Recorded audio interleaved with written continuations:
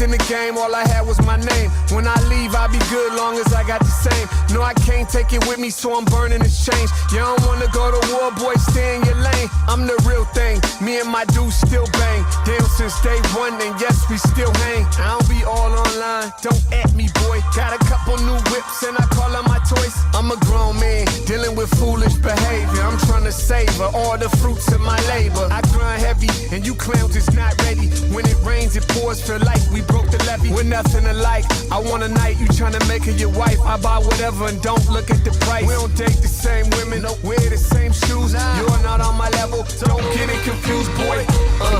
Yeah, it's whatever you want. You see that Benz ride slow, that's me on the hunt. I'm a jerk, might creep with your girl in the front. Just so you know, this ain't the problem you want. Yeah, boy, don't even front. Real recognize real, so I know you a chump. You can tell them boys you roll with whatever you want, but you know, and I know, this ain't the problem. And so it begins, all these haters wanna be friends. Everybody cut the vapors, now they seeing me win. Seeing me grin, watching me shine. Trips to Milan, chilling in the cat with a couple of dimes. I'm young, flying flashy, still in my prime. Stop tripping, it's simply my time. I'm here by divine intervention. Did I mention, these are not goons, they're my henchmen. Ladies love me, I'm creep squad, don't judge me. I wink at your chick, you in the corner trying to mug me. I get it, you spending money and you all committed. I come through in that navy blue Yankee fitted. And all the girls get to whispering, he can get it. Relax, dog, that ain't even what I'm on. I'm sipping with my hitters, chilling in my zone. Think twice before you start some. Who with me? This ain't the problem you want. Nah, this ain't the problem you want. Yeah, it's whatever you want. You see that Benz ride slow, that's me on the hunt. I'm a jerk, might creep with your girl in the front. Just so you know, this ain't the problem you want. Yeah, boy, don't even front. Real recognize real, so I know you a chump. You can tell them boys you roll with whatever you want, but you know, and I know, this ain't the problem you want. Yeah, this ain't the problem. Who with me? I mean, you might want to think twice before you come this way, player. So me and my dudes is ready. I mean, we ready for war anytime. We could do this on your turf and my turf. I mean, yeah, it's whatever you want. You see that? Come here. Slow ass me on the hunt. I'm a jerk, might creep with your girl in the front. Just so you know, this ain't the problem you want. Yeah, boy, don't even front. Real recognize real, so I know you a chump. You can tell them boys you roll with whatever you want, but you know, and I know, this ain't the problem you want. I just got a question. Who's with me? What's good with everybody? How you guys feeling today? Today is Wednesday. What is it? The 19th. Boy, this year is almost up. Can I get a sound check? Are we good here? Are we good? Let me drop me down and put you guys up. I'm going to say what's up to some people today. And what I want to do is drop me down and make sure I have everybody up the way they want to. So you can read each other's comments, you know, your sidebar conversations and the things that you guys like to do, that what we like to do. All of us do it. It's cool. I don't have a problem with it. Can you guys hear me okay? I seen one thumbs go up. We good? We good? All right. So as soon as you start typing some stuff, it should come up. I want to welcome everybody to the Wyatt Live 5 p.m. show. Thank you for being here. I'm trying to get set up. I'm doing some new things. I'm showing some different things. And I just want to make sure we're good. Pardon me 1 second, man. Y'all know I jump in the shower as soon as I get to the crib, right? I jump in the shower as soon as I get home. I take a quick bird bath is what it's called, bird shower. And I get right at it. And then I'm racing down here to the studio to do what I do. So I want to say what's up to some people. Sorry, I am still setting up. Bear with me just a little bit. We're going to make this thing crack. I want to thank you guys for coming in. Those that came in on time at 5 o'clock and didn't see that I was here. Much respect to you. I appreciate you being here. Today is probably going to be another short show. First, let me say this. I want to thank everybody who's here, period. Facebook, YouTube, wherever you are. I want to thank you. It doesn't matter what platform you're on, but I am working. We're building on the YouTube channel. Okay, we're really building on it. We're right this close now to 1,000 subs. 1,000 subs. We should be there by the end of the week. So I want to thank everybody who is on YouTube and participating. And a few of you here today. Thank you. Appreciate you. If you're on YouTube. A lot of people don't know how these numbers work. I don't even really know how they work. At the end of the show, I get an opportunity to collaborate all the numbers from all the different platforms. And it allows me to do an evaluation of where all the looks and the views are coming from. And a lot of them come from Facebook. A lot of them come from YouTube. The other platforms, I'm not really concerned about them. I'm not greedy. We started with 4. Now we got a few more. That's all. That's how it is. That's just what it's going to be. So I'm satisfied. I don't care if I was sitting here talking to 4 people. Doesn't matter. Let me say what's up to some people, man, because I ain't got nothing but love for everybody. And today going to be a rocky road. Today I got time today. I got time today, and it might be kind of raggedy. Let me see something. Hold on one second. I got to check this thing out. I'm trying something new, and I'm trying to learn how to work a few things, guys. So you have to bear with me, okay? Bear with your boy. Oh boy, I got to be comfortable when I'm talking, or I won't be able to tell the truth. And what I mean by that is I won't give you what I know. I won't give you everything I want to say. If I'm uncomfortable, I'll be ready to go. I'll be ready to leave. And I just want to say what I got to say today. Okay. And then those that want to argue and fight and tongue wrestle and all that old shit, I'm here for it today. The phone number's on the screen. Matter of fact, the battery is fully charged on the phone. So let me say what's up to some people. Crystal Smith, what's good? Good evening to you. Appreciate you being here. I really do. Howard Trout, what's good? Bobby Kenny, what's up, homie? Y'all know Bobby Kenny pulled up on me and shit. Y'all know that. If you watched King and I yesterday, I told the story. Yeah, that brother rolled up. You know, you never know out here in these streets. See, I come outside. I'm not one of them dudes that say some shit, don't mean what I say, and then I hide my hand. I'm not that dude. I don't say anything that I feel is reckless. Y'all might say some different shit by the end of this show. But I generally come outside. That's the truth. Anybody didn't know where to catch me if you're trying to catch me. I ain't the gingerbread man. I'm easily sought out. But I don't have any enemies, man. Well, I do, but you know, my best friend told me one day I was an idiot for saying I never had any enemies. He looked at me crazy, like he was actually one of my enemies.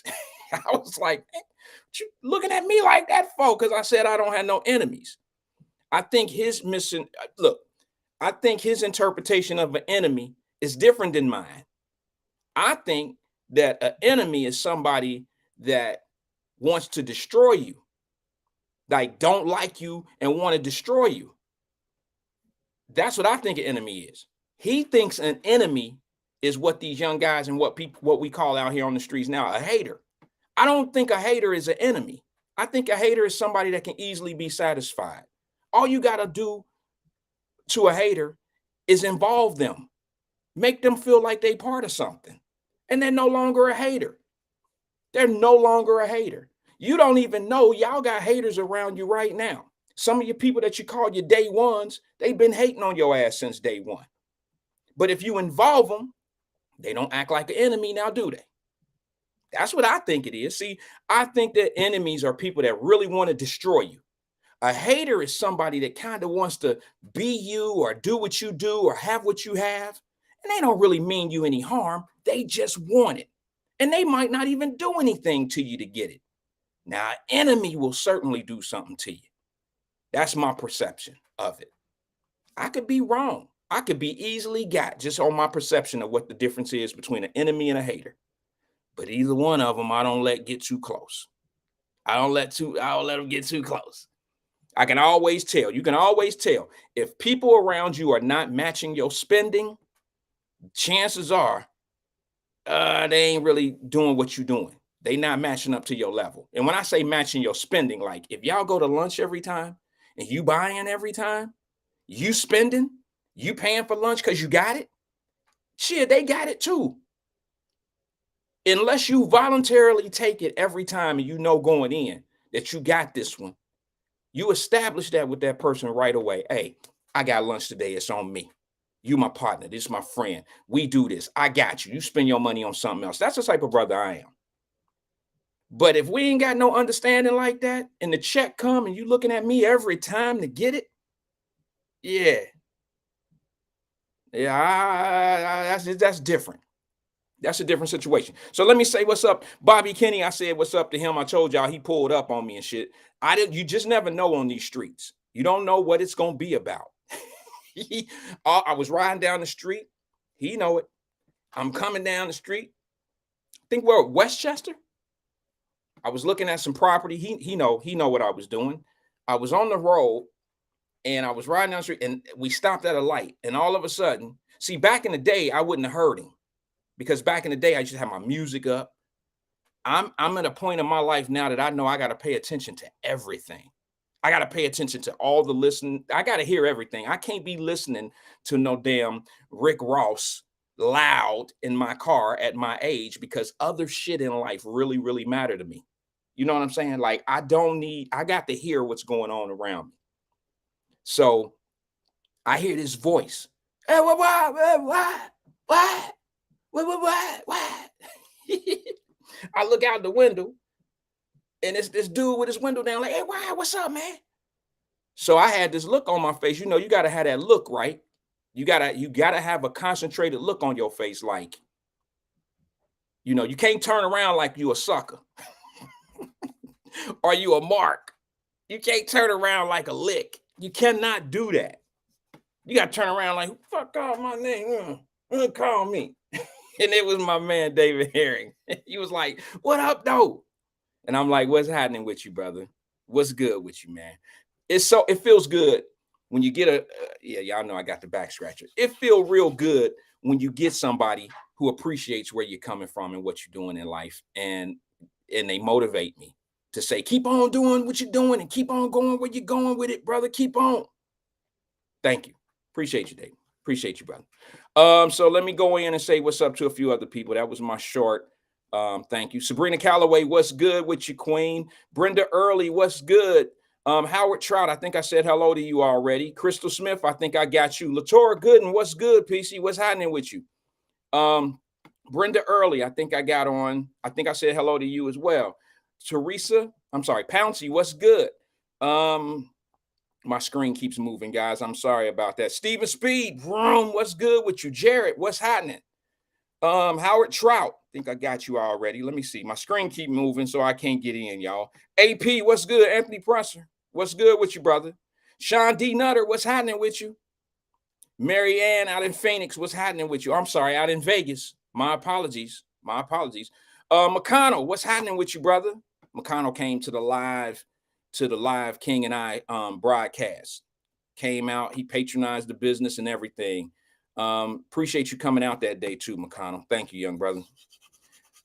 Sean Nutter, what's good with you? Joe Whittle, what's happening, man? How's Phoenix treating you, fam? How's that going? Crystal Wheelwright, what's happening? Facebook user, I don't know who that is, but she said hello, family. That might be my girl. That might be my sister, Althea Williams. I don't know why it shows up like that, Althea. I don't know on my screen, but then on the other screen here, it shows that you have logged in. So I'm assuming it's you. Jenny, what's good with you? AP says, nah, Wyatt, there are some haters that want what you have and don't mind taking you out to get it, bro. Oh yeah, I know. Well, maybe. I mean, I call that an enemy. I'm just giving you my definition of what's the difference between the two, bro. What you just described, somebody that's willing to take me out and take what I have, that's not a hater. That's an enemy. Haters can be put in a place where they don't have to hate. I told y'all, man, we gotta check something, man. Listen, man, we you know what? I'm gonna say this. This has nothing to do with today's show, but it touched me this morning. I seen a young man from, I think he was from like Fort Thomas, Texas. I don't know how we're friends. I got 4,997 friends on Facebook, and I only know 10 of y'all. You know what I'm saying? How did I get 5,000 freaking friends on Facebook? I don't remember saying accept friend requests from this person. I don't remember accepting friends 5,000 times. Do you remember getting 5,000 friends? Hell no. I don't know how I got 4,997 friends on. I should only have about 22 people in my friends book. Really, I'm just being honest. I should only have 22. I know I didn't click that other shit. I didn't click accept friend from this person. I know I didn't. I don't know who Ricky Slick is. I don't know you. How we friends? You live in Mexico. I don't know you. How? Let's see here. Who we got. Facebook user, it's good to be back in the building, Wyatt family. Yes, it is. What's good with Crystal Wheelwright? Oh, there it is. I'm sorry about that. I was looking for you, Crystal. Here's Crystal Powell. My fault. See, the screen is moving so fast, guys. It's hard for me to keep up with. Facebook user says that back scratcher got me cracking up. I don't know if y'all know, but I use my back scratcher on a regular. Angela Kenny says solutions. Crystal Realreich says, man, I got over 3,000 Facebook friends. Yeah, I know they are fake, aren't they? Cleopatra Jones, what's good with you? Started sending me checks. They made me a digital creator now. Oh, you say you remember getting I got 5,000 friends. Facebook don't send me any checks. The hell? What you on? What you got that I don't have? Charlene, excuse me. Charlene Noel, what's good? Hi, I'm trying to teach my son adult friends versus acquaintances. You trying to teach your, okay, I'm sorry. She says, my apologies. Like I said, my screen is moving real fast. Check this. She says, hi, I am trying to teach my son about friends versus acquaintances. Oh yeah. A friend is very hard to find. A friend is very hard to find. Here's what I say about that, if I may, just giving my opinion. You know, I'm a very opinionated individual. A lot of people think that they friends have to be people that they've been knowing their entire life. I beg to differ that. I beg to differ that. Now, you can always have a friend that you grew up with. I mean, I got sandboxes. I got friends that I've known where we damn near, you know, my mama babysitted them, they babysitted me, they mamas. We grew up together. But I'm gonna be honest with you, not all of them I can call friends. We had a season together. We might have had a decade. You understand? We may have had a decade together. I can't quite call everybody I grew up with a friend. They can't call me a friend either. I've done a whole lot of shit for some of the people I grew up with, and I know they wouldn't do that shit for me.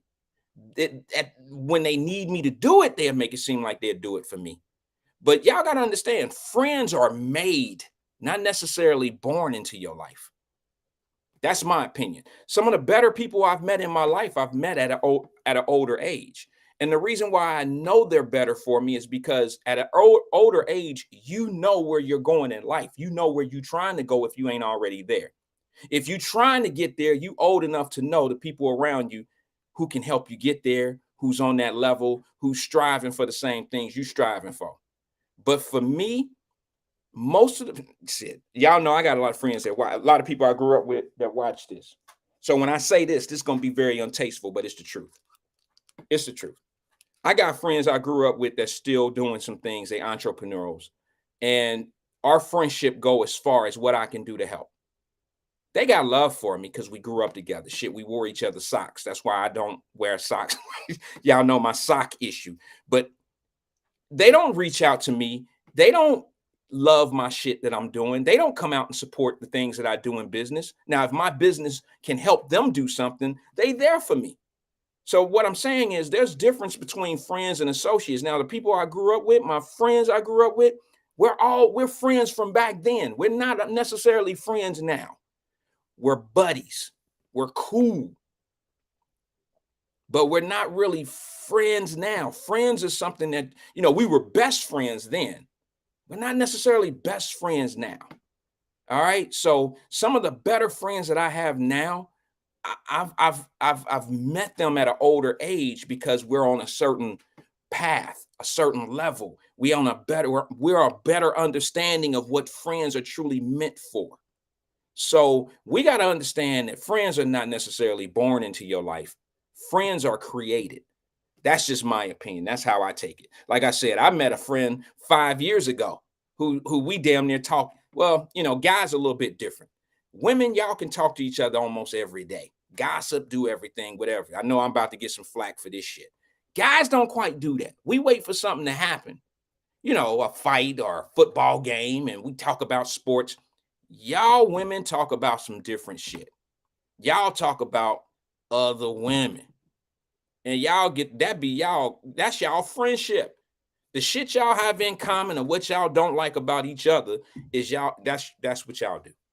I know I lost a few people for saying that shit, but it's the truth. All right, let me run down a couple things. I got a few more people in here I want to say hello to. Then I'm going to move on to a couple topics. I know a couple topics that a lot of people sitting here waiting to hear, and I'm going to get to it. I promise you. That's right. Dante Johnson, what's good, says there is no way people know all 5,000 people on their Facebook page. I know that's right. My question is, how the hell did I get 5,000 people? Because the last time I checked, you had to get a request from someone, accept the request, and now you're Facebook friends. I didn't do that 5,000 times. I know I didn't. So let me go in. I'm sorry. McConnell, I said, what's up? Facebook user, what's good? Angela Kenny, what's good? Crystal Wheelwright, I got you. So here's the new folks. Fame, what's good? The Betting Public Show, what's good? He says, good evening, Wyatt. The pleasure is all yours. Okay, all right. Cleopatra, what's up? Dante Johnson, what's up? Maria Smith, what's happening? Let's see here. Who else we got here? I think that might be the few that jumped in while I was talking. Crystal Smith, we talking about you men as well. Yeah, that's true. I left that out. That's to go untalked. That's to go unsaid. Of course you're talking about the men, especially the women that ain't got no man. Why do women who don't have, okay, now this is not shots fired. This is not shots fired. I just have a question. Why do women who have men usually go talk to their friends who ain't got no man? What the fuck is that shit? What is that? You ever thought that her information might be flawed? It might not be any good. She ain't got nobody. You just want to hear somebody be on your team, right? Girl, I told you he wasn't shit. I told you. You just miserable with him. You need to leave his ass and just be miserable just like me every day. And then we could talk about them dudes. We could talk about their ass all day, every day. And then when she find the man, she get missing on your ass. She ain't got time to talk no more. She don't want to be bothered with that nonsense. I got me a good man, girl. Shit. Tyrone might not have been that bad. You should have kept his ass. You should have kept him. It's the biggest. It's just the biggest perp shit I've ever seen in my life. I see it all the time. Women ain't got no man, so they end up talking to their friend who got a man. And I think misery love company. And I'm not saying that she ain't telling the truth about that girl's man, but you actually trying to talk her out of having her man like you ain't got none. And now y'all want to be together and sit around the fireplace like waiting to exhale, drinking wine, talking shit, setting shit on fire, thinking the shit is funny. And y'all in the same shoes until your friend who you boo-hooed to find her somebody, and then your ass are all alone. You ain't even got nobody to bitch to no more. That's the truth. I've been around. I done seen it. Guys talk sometime. We talk sometime.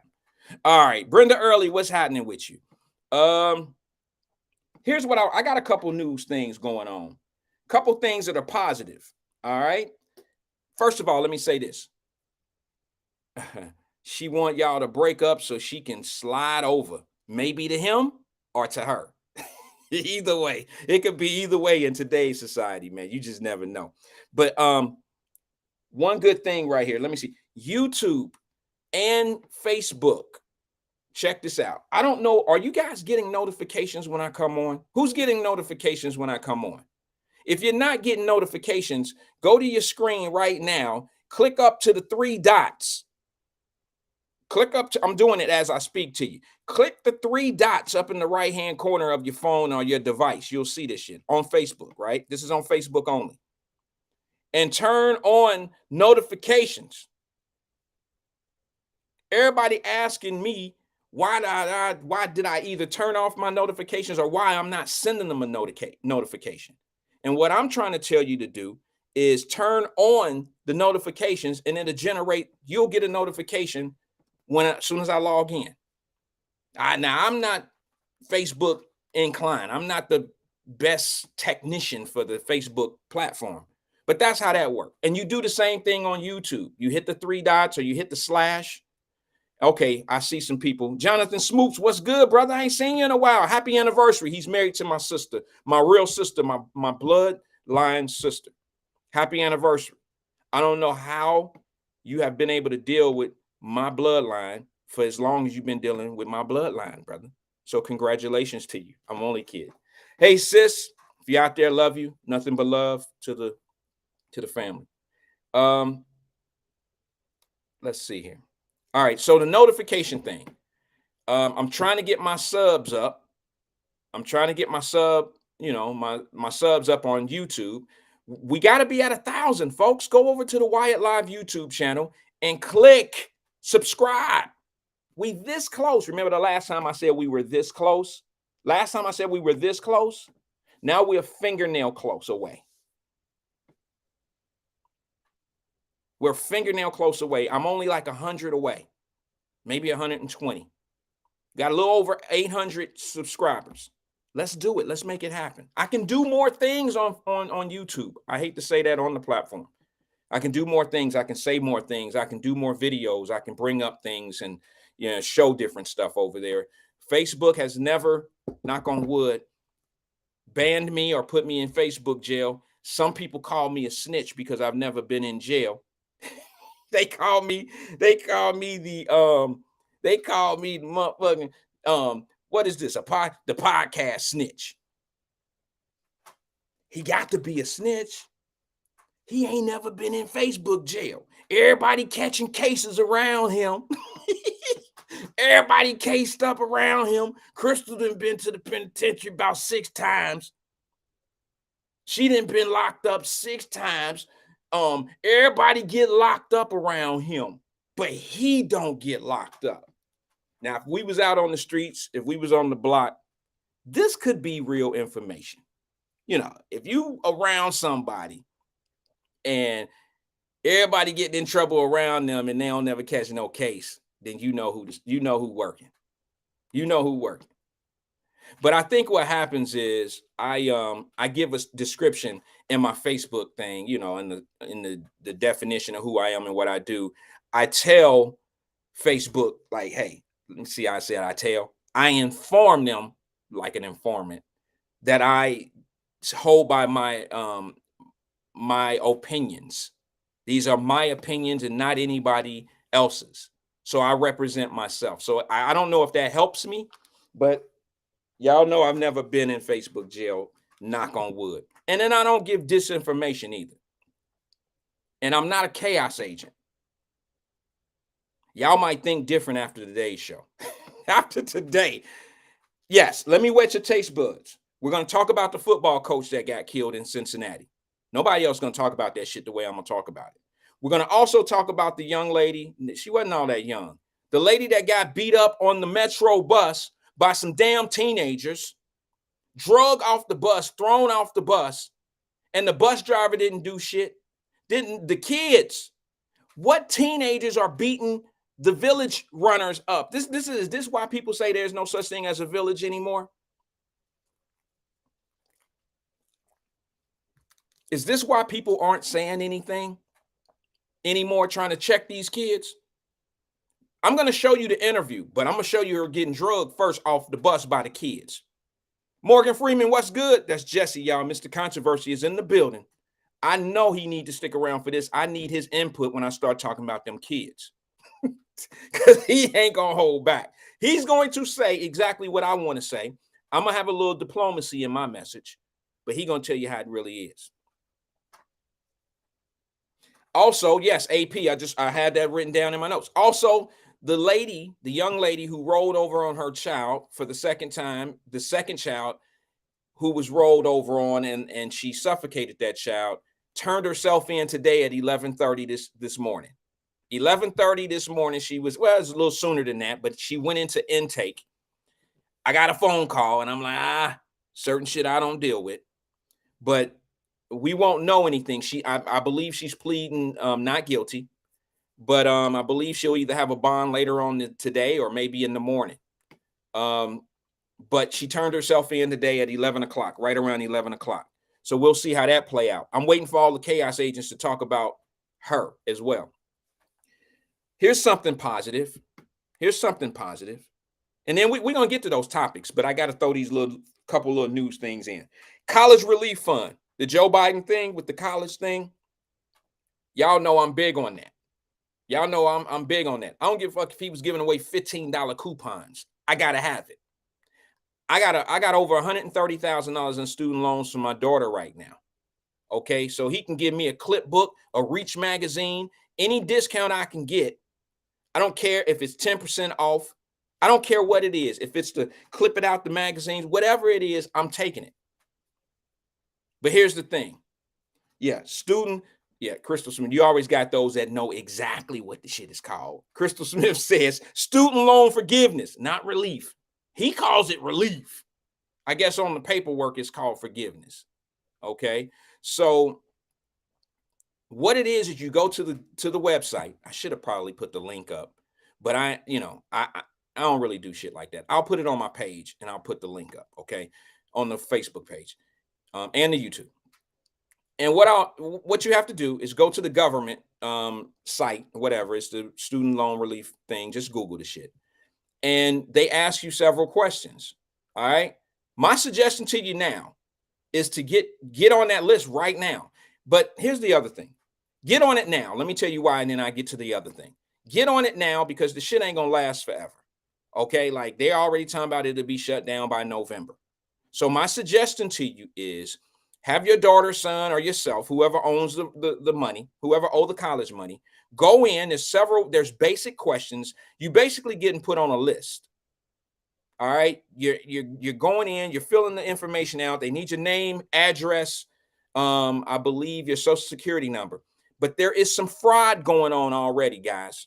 Okay, listen.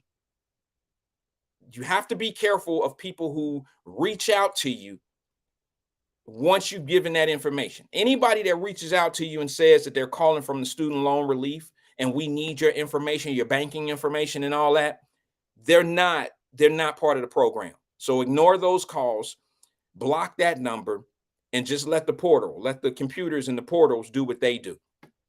But you better get this shit in before the middle of November.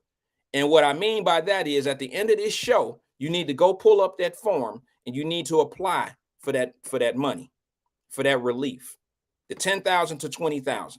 Oh yeah, I was on it. I called my daughter. Yeah, get that shit. We got to make a move. That ain't gonna do nothing but pay a fraction of the interest that we owe, but it's better than a zero. And I don't know if it's ever gonna happen. There's some people trying to shut it down because of where the funds are coming from. I truly understand. I understand. But here's the thing. Please don't get caught up in the fraud. Now, I was the first one to tell y'all this when the PPP shit was coming along and y'all didn't want to listen. Some of you didn't want to listen to your man. I told y'all the shit was going to be extremely easy to get. There's already fraud going on this college relief money. There's already people going in talking about, yeah, I this and this and this and that. I this and this and this and this and that. And they never had a loan, but they think they're going to get a check cut to them because they know that the government is very unorganized. They really are. The only time the government get organized on your ass is when you have committed a crime and now they want to stack all the paperwork up against you. They have a total low guard for getting hit at the beginning. But soon as you do some fraud shit to them, you would have thought that they would have had their shit together and they wouldn't have gave your fraud ass no money.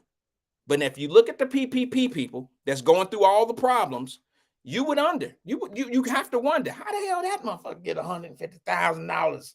How the hell did that happen? Because it wasn't hard. It wasn't hard to get it. And I told y'all, who remember that? You had to be one of our day ones. You had to be here with Wyatt Live at the beginning. You had to be here to hear me tell you, don't mess with that PPP money unless your shit right.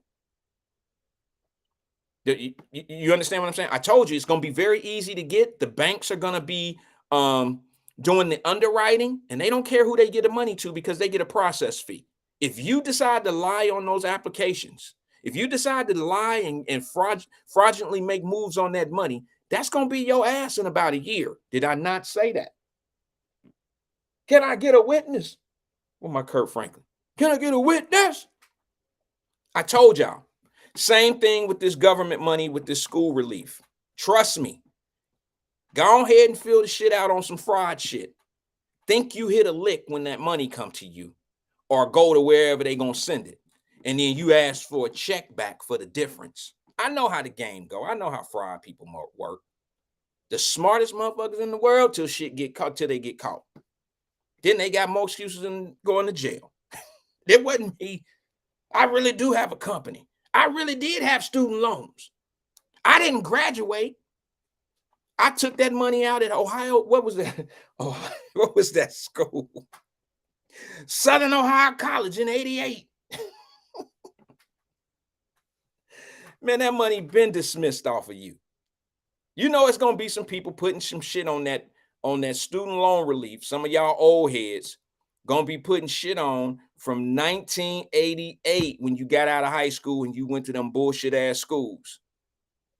And the shit been on your credit report for 32 years. And you don't know how to get it off.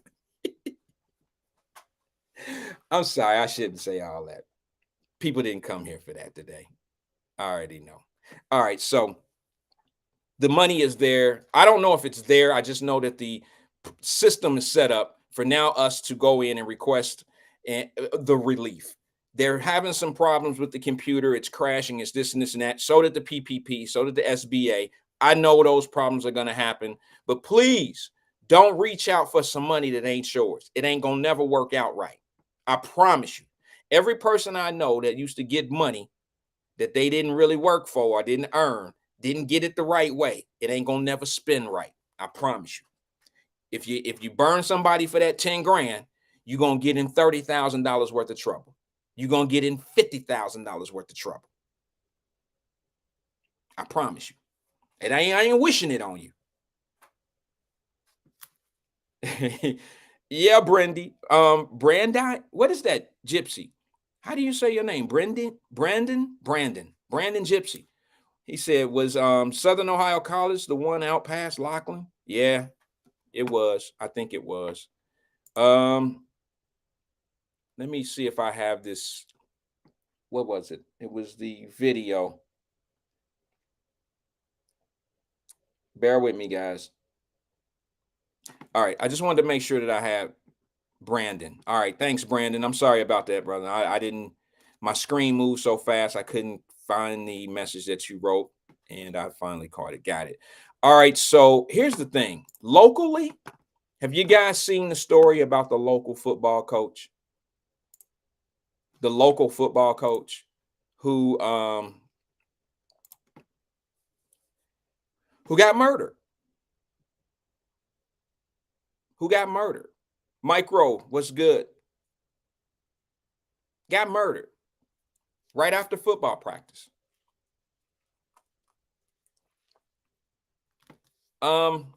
Sad situation. Had a lot of love in the community, this young man did, the football coach. I see a lot of the RIPs on Facebook, friends and family. I got a certain spot in my heart for people who actually work with kids in the community. A lot of y'all know that about me because I help out. I'm not a coach. I'm not a boxing coach, a football coach, a baseball coach. I'm none of that. But I'm what some of those coaches need at certain times. I don't coach boxing, but I've helped in gyms that help the coaches make their job a little easier, whether it's financial, keeping doors open, keeping lights on, whatever it may be. I play my role. I play my part. I try not to even talk about it, but I have to lead you into where I'm going with this. I've seen a lot of coaches sacrifice their time with their own families, trying to help a lot of these kids out here, building building character to a lot of these kids, to be honest with you. A lot of these kids, if they don't have a gym to go to or a team to play for, they're going to be out on the streets. Bottom line, they're going to be out in the streets, and that's nowhere for us to have these kids, right? So what I'm having a problem with right now, and I'm just going to be honest with you, I'm having a problem with how is it that we're trying to keep these kids off the street, but we can't keep the streets out of the kids out here. I mean, the streets is now starting to incorporate themselves onto the field. The streets are starting to infiltrate the practices. What's going on with that? I mean, I'm saying this out of good faith because I had a lot of people, I had several people reach out to me on my DM that know me personally and know some of the situations that's going on. Now, y'all know I did a show. I've done a show where I said, man, you know, it's a lot of shit going on these little league football games. A lot of people ain't talking about it, but I'm gonna be the one to say something about it. Some people might get mad at me for saying it, but this is a community thing. This is a community responsibility that we have to take action in. I don't understand why y'all think it's fucking cool to have grown ass men at these little league football games smoking weed and getting high and all this old shit, and these kids are their entertainment. And then I told you they be betting on these games. I'm the only one that said that shit. And you can't tell me that the police don't know and city council don't know. You can't tell me that shit. You can't tell me they don't know. So I'm asking everybody that, you know, I'm asking all my chaos agents, where the fuck y'all at? Why y'all ain't saying nothing about this shit? Oh, I know. You scared, right?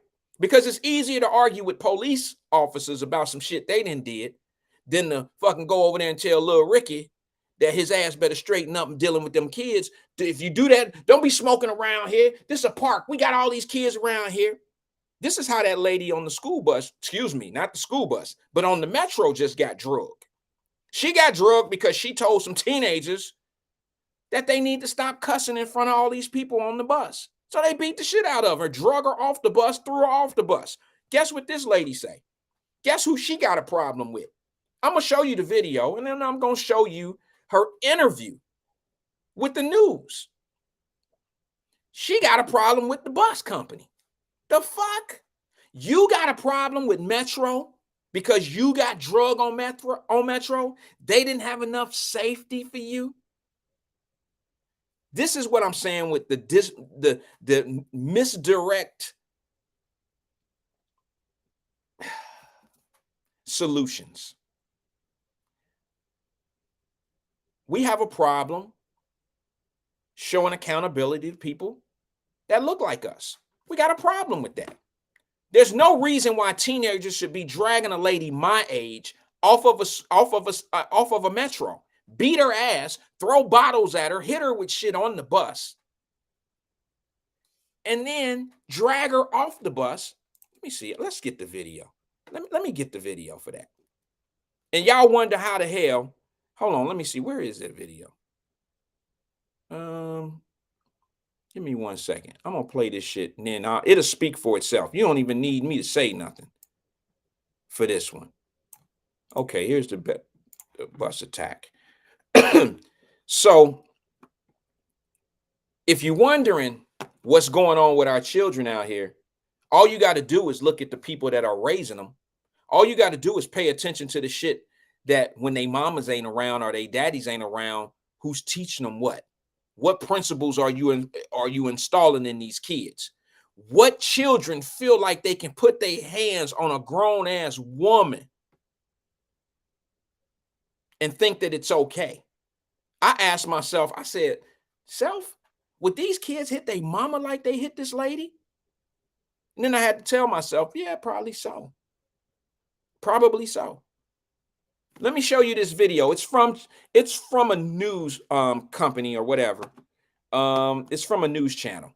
And I want you to listen and watch. And then I want you to comment on it. Watch it. Let's see if I can bring it up. Hold on 1 second. Well, now to a Fox 5 exclusive. Outrage growing tonight. This after a group of people are seen pushing an older woman off of a D.C. Metro bus. A parent sending us this video. Stephanie Ramirez is live at Metro headquarters with the details. A really disturbing video to watch, Steph. It absolutely is, Angie. And as soon as Fox 5 viewed that video, we did reach out to Metro wanting to get some answers. Now, I spoke with the parent who shared the video with us. She cried, Angie, throughout this entire interview. That is how upset she is with what she saw. She did speak with us, but she also asked not to be identified. Here is some of that interview. I know how teenagers could be. I know what it is, but I would never. I don't even care if the person is 30. I would never go that far or disrespect them at all, because I know that I wouldn't want nobody to do that to my family.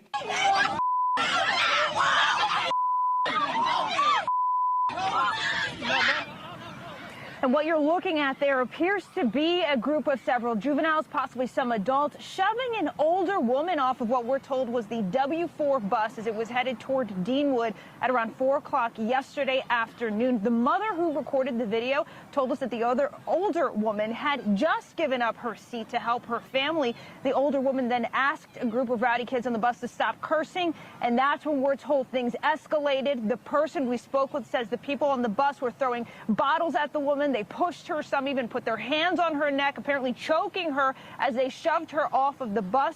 We're told no one, not even the bus driver, stepped in. The woman who recorded this incident, Angie, she told me that it hurt so bad that she herself couldn't step in. She was concerned for the safety of her family there with her, but she did film, hoping that at least the video might help. Angie? I mean, it shakes you up just watching it. I can't imagine being there in the presence, witnessing something like that happen, and also see that nobody, even the bus driver, didn't step in. But Steph, at this point, do we know anything about the older woman who was assaulted? And what's Metro saying about this? Angie, we do not. We're still waiting for a response from Metro. I should also add we did check in with some of the area schools to see if they recognize any of the kids on the bus there. I want to also note that in the video, what we did see was this woman who was attacked and assaulted, not reacting with physical violence of any nature. What you kept hearing her say over and over again was, "Thank you, Lord," and at one point, "Please stop the bus." Back to you, Angie. Wow. Well, hopefully they're going to get to the bottom of it and hold the people accountable for this horrible assault. Stephanie Ramirez for us tonight. Thank you. Okay.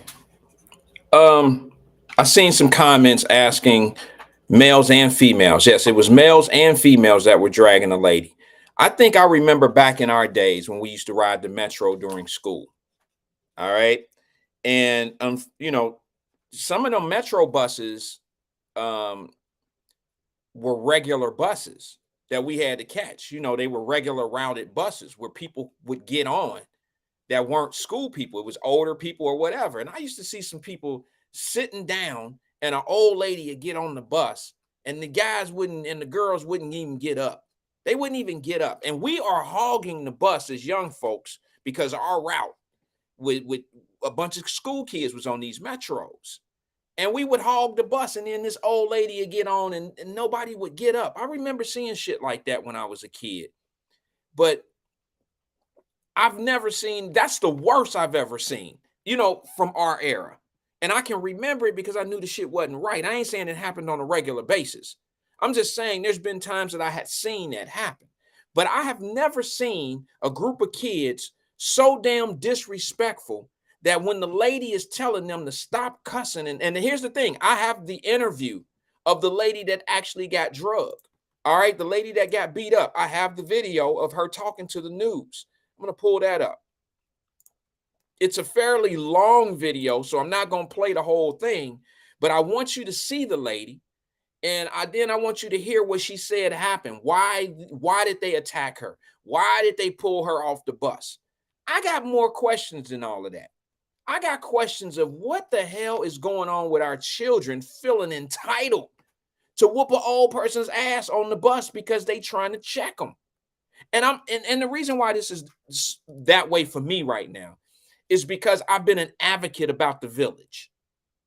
I've been a big guy. I've been an advocate about, you know, some of us old guys, old people, older people, we need to step up and check these kids when they doing things we feel they wouldn't do in front of their mamas, in front of their daddies. And I don't know. I think that's gone.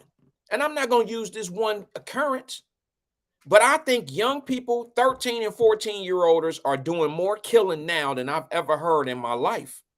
When I was a child, I very seldom heard somebody from downtown or from the Faye or English Woods was murdering somebody. I didn't hear 12-year-olds or 13-year-olds was doing it. I just didn't hear that. 15-year-olds. You know, we just didn't do shit like that.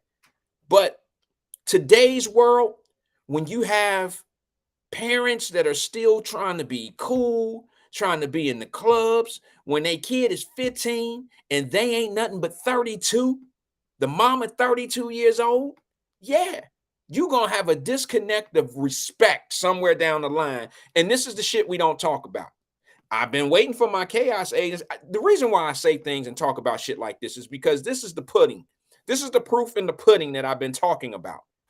The uproar for the nonsense. I've told you we keep plugging these little bitty holes in the boat, but we got much bigger holes in the boat that need to be plugged up before you start plugging the little shit. I'm telling you, if you get some of these people in order, some of these disrespectful people in order, it might be a little easier for us to get certain things done. The same shit you bitch and complain about, you're asking other people to ignore those problems that we have and just fix the ones we have with them. When in fact, some of these problems that we have are part of the problem of why we have the other problems. Some get what I'm saying. Some get what I'm saying. But you can't keep just blaming some people for the shit that's going on with us and not look in the mirror and not do some self-check and say, wait a minute, where these parents at? And I'm not an advocate. I'm not a big guy on that, where they mama at. I'm the dude that say, where they daddy? Where they daddy at? Where's the daddy? Okay, get mad at me, lose me, cut me, cancel me, whatever the fuck you want to do. But I'm just saying, where they daddies at? What father would allow his daughter or son to be that damn disrespectful to an elderly, to an older person?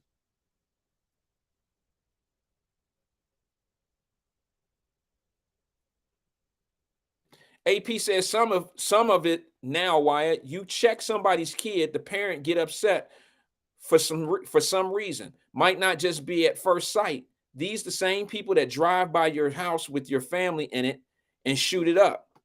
Well, I that's extreme, but maybe so. But all I'm saying is,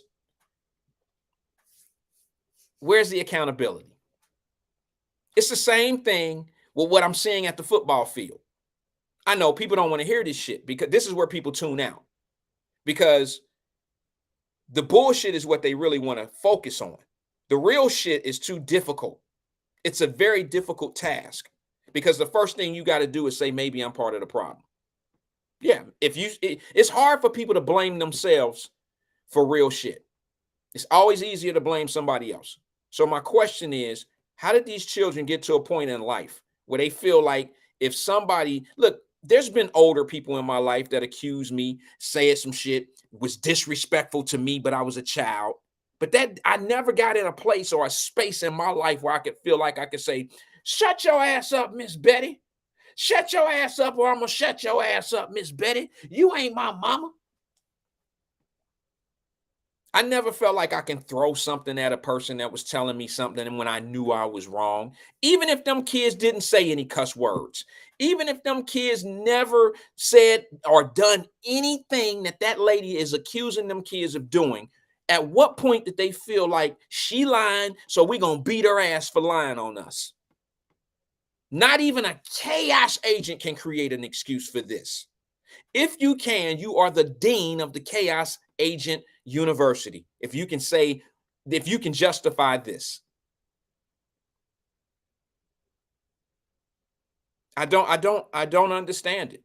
And we wonder why people look and not sure when shit going on out here.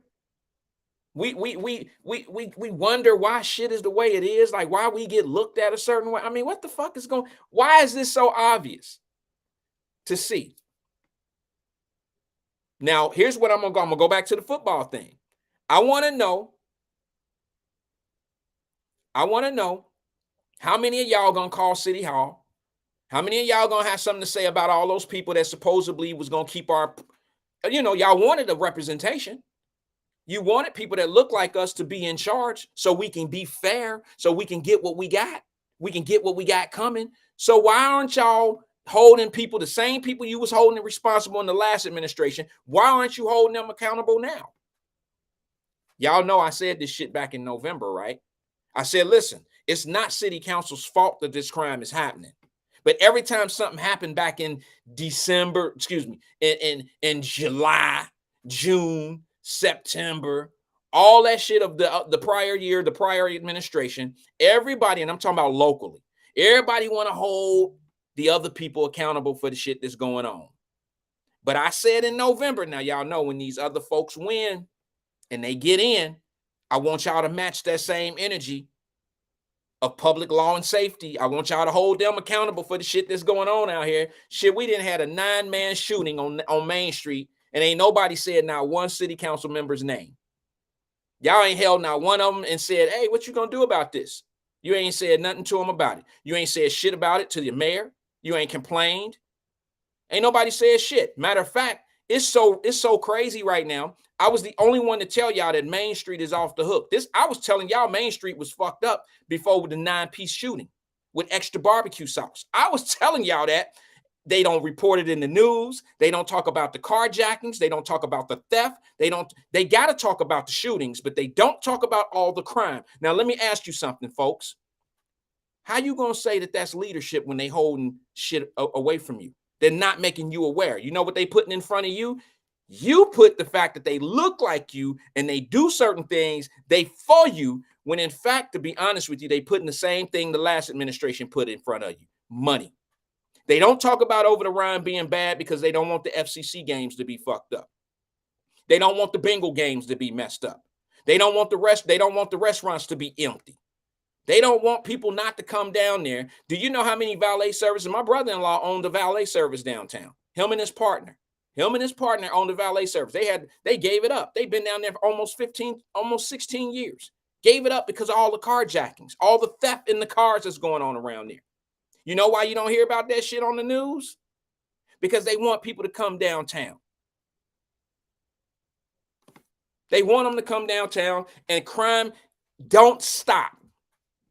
The reason why you don't hear about it is because, of course, you got new people and it's just certain crimes that you have to report. It's no way in hell 9 people get shot on Main Street and it go under the rug. There's no way. There's no way. How many shootings happened the last couple of days? You got to hear about the shootings, but how many ODs have you heard about? How many people have you heard about people they getting they shit snatched off of them? How many car break-ins do you hear about on the news? You'll hear about a party up in Clifton with a bunch of college kids and how disruptive and disturbing they were. You'll hear about that shit up in Clifton. Jumping on top of cars and all that. They'll focus, highlight news on that, but they ain't talking about over the Rhine. They ain't talking about the people that got to walk over broken needles. They're not talking about everything. And the reason why they're not talking about it is because of what? Because of what? It's a reflection of the city. Who's responsible for what's going on in the city? Now, I'm not trying to point people out, but here's the thing. I just want you to understand that you got to stop this symbolism shit. If you really want somebody that's going to rep you and really going to be doing what needs to be done for you, then I don't give a shit if he come down here purple, orange, blue, or green. I need somebody at my best interest. I don't need symbolisms. I don't need somebody to look like me who ain't for me. I don't need that shit. That don't do nothing for me. That don't do shit for me. It don't do shit for my kids. It don't tell no truth. It tells absolutely no truth. And then the chaos agents fall right in line with the bullshit. Now they satisfied till the next thing happens. I don't even know. Satisfied and chaos agent don't even go in the same sentence. Don't even go in the same sentence. Bitch and complain about everything but the actual solution. And then they ask you, well, Wyatt, what is the solution? And then when you tell them, that ain't right. That ain't right. I told them I know I hurt some feelings because I don't know. I look stupid to some people when they ask me, well, Wyatt, hold on. You got the answers to everything. What's your answer to the child, to the teenagers in the city, stopping them from shooting and acting crazy and all that old shit? Since you got all the answers, okay, let me give you the answer. Hold the parents accountable for what the kids are doing. They're not 18. Start holding parents accountable for what the children are doing. You know what's causing these children to be that way? They parents. Either the parents aren't paying enough attention, letting them run with the wrong crowds, or their parent is the fuel of the behavior. Look at the football situation. Why would I want my kids to be participating in that chaos? And when you look at it and be okay with it, then you're part of the problem. Why am I not holding people to higher standards? The only people I'm holding to higher standards are the people that people telling me to hold higher standards. I gotta say it. Soon as Black Lives Matter came around and start telling y'all to look at certain people and certain things, you paid attention to that shit. They had you looking. It was a backdoor move. They had you looking over here while everything else was going on over there, and certain agendas was happening. But we go for shit like that. We go for shit like that. Sorry, somebody got to say it. Somebody got to say it. What's good, Troy? OTB Boxing, what's good, brother? Somebody got to tell the truth. And here's the thing. You think them people support you until you really need them. The same people that you support. Now, I ain't going to point no names and shit like that. Some of y'all, will be able to figure out the endos of what I say. But you can promote these people. You can help them get in office. You can do all the things that you can do. You can use your platform for them. You can do all this shit. But they ain't really there for you. When you really need their help, or when it's time for them to look out for you, they not there for you. I learned something from Tupac a long time ago. I shouldn't even say this shit because I should let you hear it from Tupac. I'm gonna let you hear it from Tupac. I got the video clip, but I didn't download it. So nixnay what I said. One day I'm gonna tell you, I'm gonna do a show and it's gonna be strictly on what Tupac said because his mama told him. His mother told him about us. His own mother told him. So I want you to watch this video. I'm not going to play the whole video of this lady's interview, but I got mixed messages in this lady who got drugged on the bus. I got mixed messages. And the reason why I say I got mixed messages is because she's falling into what we fall into. And what I mean by that is she's saying this. I'm going to let her tell you, but I want you to hear it like I interpret it. And she's not blaming the kids. She's blaming the bus company. She's blaming the bus company not being safe. She's blaming the bus driver because he didn't stop the bus. She's blaming the bus company because when she got thrown off the bus driver didn't come out and see if she was okay. I mean, she got all these reasons why the bus company got issues, but she ain't saying nothing about the kids. She ain't said nothing about the kids. So watch this video. This is the interview of the lady an hour, maybe 2 hours. I think it said two hours after the incident. She still got the same clothes on. She probably still feeling the hits, but she claims she's okay. Watch this. Video for a little bit. Thurston, Kyla Thurston. And I know you didn't want to watch any more of it. It's really hard for you to go back and review those moments. Tell us how you're doing right now, because that seems to be what most people are concerned about when they're responding to this. On the mental aspect, I'm all right, but the thoughts and the trauma that I endured, in the future, I would just hope that Metro could, I guess, find some type of way of preventing this from happening to someone in the future and have more safety precautions on behalf of. I didn't seclude that many injuries, but, I wouldn't want, no one else to have to go through this, and it's emotional just thinking about it. Yeah. What do you remember? How did it all start? I got on the bus, and It was a young lady that got on with some smaller children. I got up to give her the seat, and after that, the kids were cursing. So I was just like, you know, can you all stop the foul language? And at that point, the kids became unruly. They started being disrespectful, like saying things to me. Then next thing you know, there was objects being thrown at me. And I was just like, thank you, Lord, because throughout the whole incident, only thing I could recall was the kids hitting me and kicking me, and I had no defense. Right.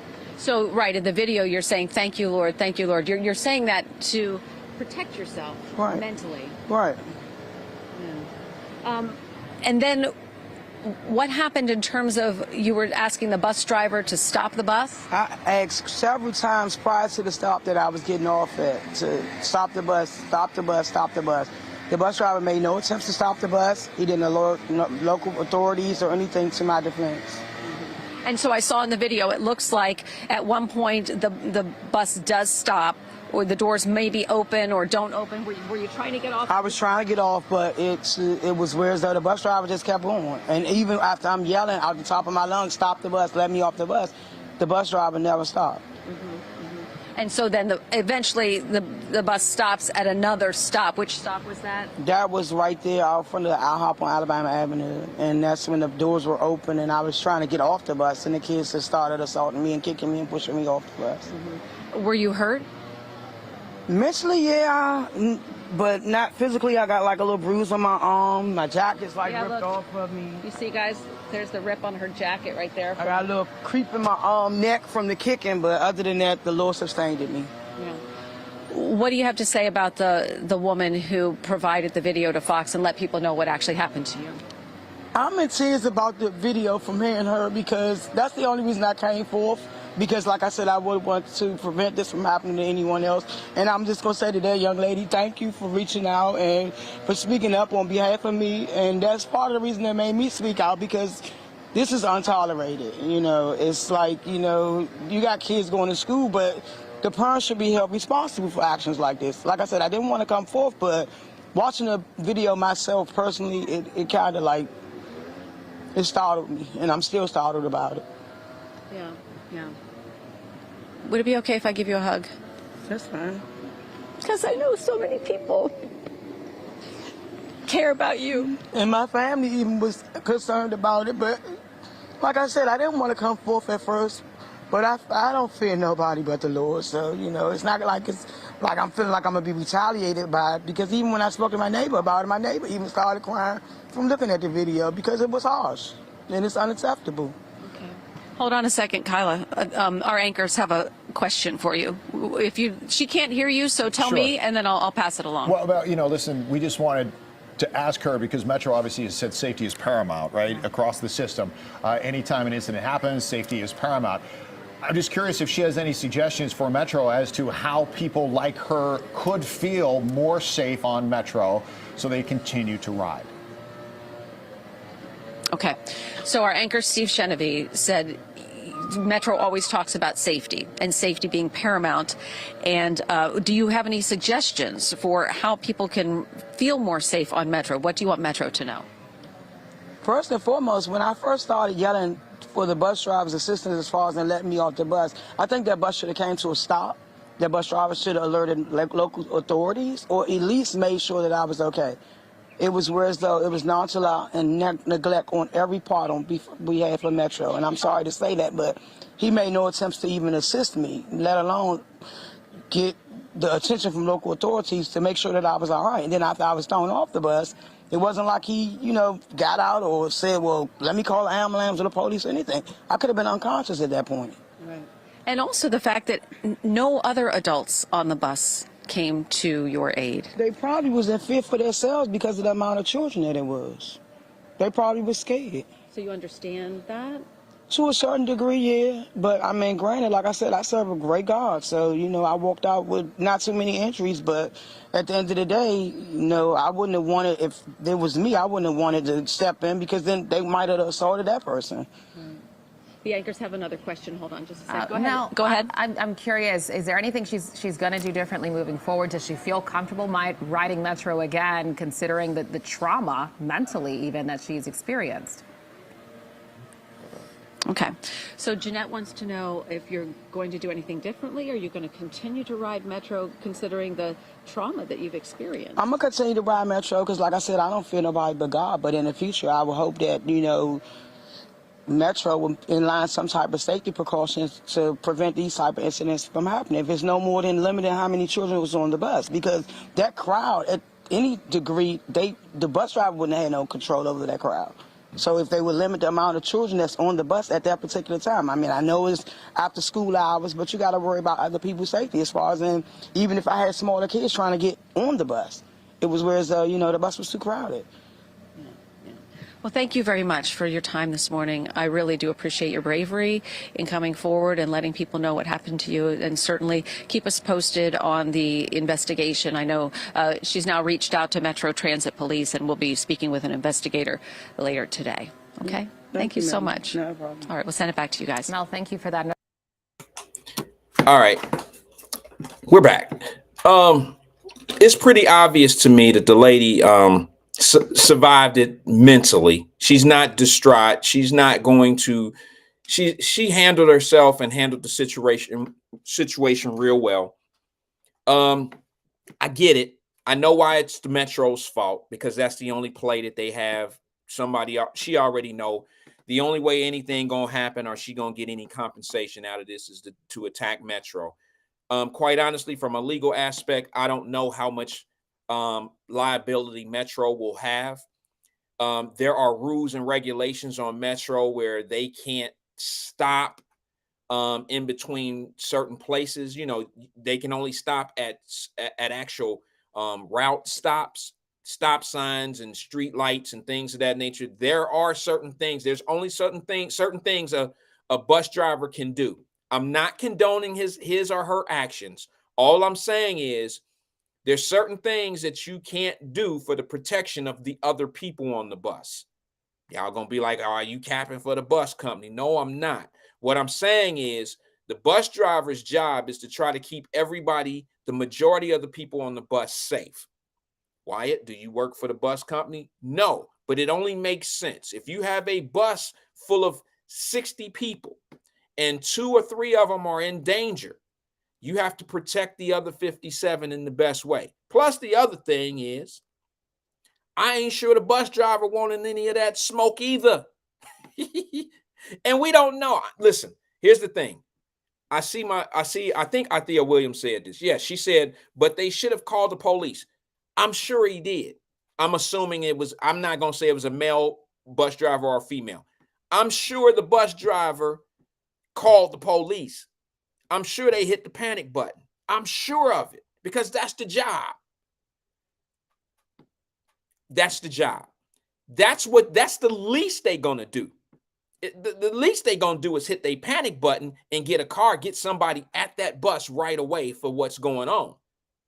Now, all the other stuff, everything that happened to this lady was wrong from the aspect of the kids. The bus company rules and regulations and their procedures and their process, I don't know that. So I don't want to make it seem like I don't want to judge them, because I'm going off of what somebody who wants to sue them is saying. I know we get a lot of that type of shit. We get one side of the coin stories from the person that has the litigation in. You understand what I'm saying? I've seen it here locally in Cincinnati. We heard one side of a story. We ain't heard the whole piece. And then everybody jumping my ass because I'm trying to bring realism to a situation. I'm just trying to tell you that there's other things to the story than meets the eye, just like in this case. Now, my question to the chaos agents, I got jumped. I got podcast jumped yesterday, and I didn't have how many family members of Wyatt Live was with me yesterday on King and I, and y'all watched me get drugged and jumped on the King and I. I got jumped. And the reason why I got jumped is because of my take on the Lady C situation in Cincinnati. It's totally different in this situation, but I tell you one thing. Here's where I put this situation with the lady on the bus up against the Lady C situation. I bet you all the chaos agents who was going to bat for the Lady C lady who don't know all the information, I bet you they won't go to bat for this lady who was on the bus. I bet you they won't go hard for her, because guess who would be in trouble? Guess who you would have to be talking about? Guess who the person is who did all the dumb shit?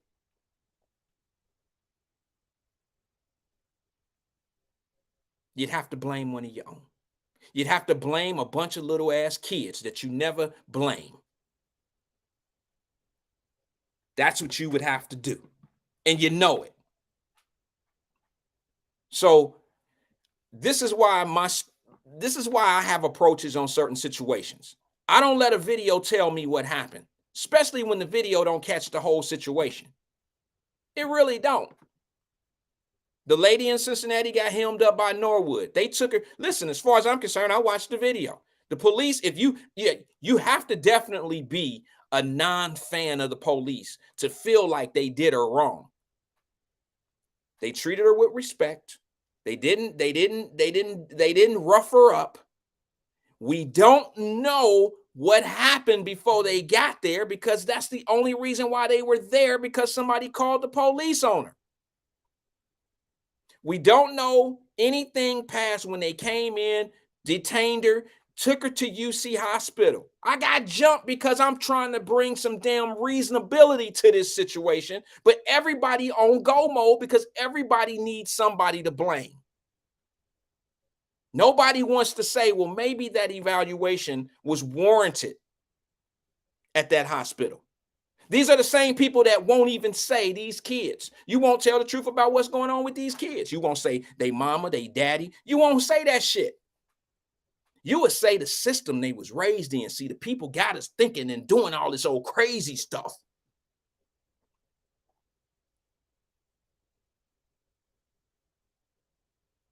But you ain't tell them the lady called the radio station live on the air, was screaming and hollering at the psych ward, at the facility. The lady was saying some shit that might have matched up. When she got in front of the police came to check on her safety. She had a gun. It don't have to be on you. If they know you had a weapon, it was discussed prior to them being there. Somebody said you threatened them. I'm not going to sit here and argue with people who don't know the facts, who going to manufacture a scene and manufacture certain things because a video matches with somebody who wants to have litigation. Somebody that wants to have litigation, just like this lady right here. You can't tell me, look, this lady going to earn whatever she got. She got the shit beat out of her by a bunch of kids that nobody's going to hold responsible. They ain't going to say nothing about that shit. But let's just say, for instance, she do get a check. She going to get a check from the Metro company. You know why? Because she blaming them. And the Metro company's the only one that can cut a check. But you see how the easy blame went? If it was no money involved, if we wasn't brainwashed to be thinking this way, this lady would have to be the realist. And she would have to say, I want to press charges on all those kids, and I want to press charges on their parents. They knocked my tooth out. One of them kicked my tooth out. One of them tore my jacket. My arm is sprung. I need to go to the hospital to check on a concussion, and I want them to pick up my hospital bill. I would not be talking about the bus driver didn't stop the bus in the middle of me getting my ass kicked so I can get off. You didn't look like you wanted to get off the bus, ma'am. They drug your ass off the bus. So which is it? You was hollering to get off the bus, or were you hollering to stay on the bus because those kids was dragging your ass off the bus? Which is it? See, video don't tell the truth. You can see one, the eyes don't always tell you the truth. You got to listen. Your ears tell you more than your eyes do.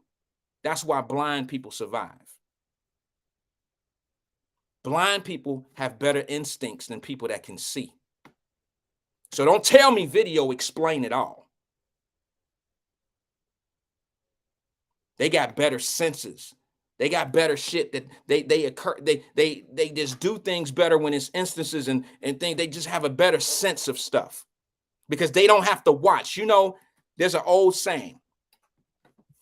Those that control the media control the mind.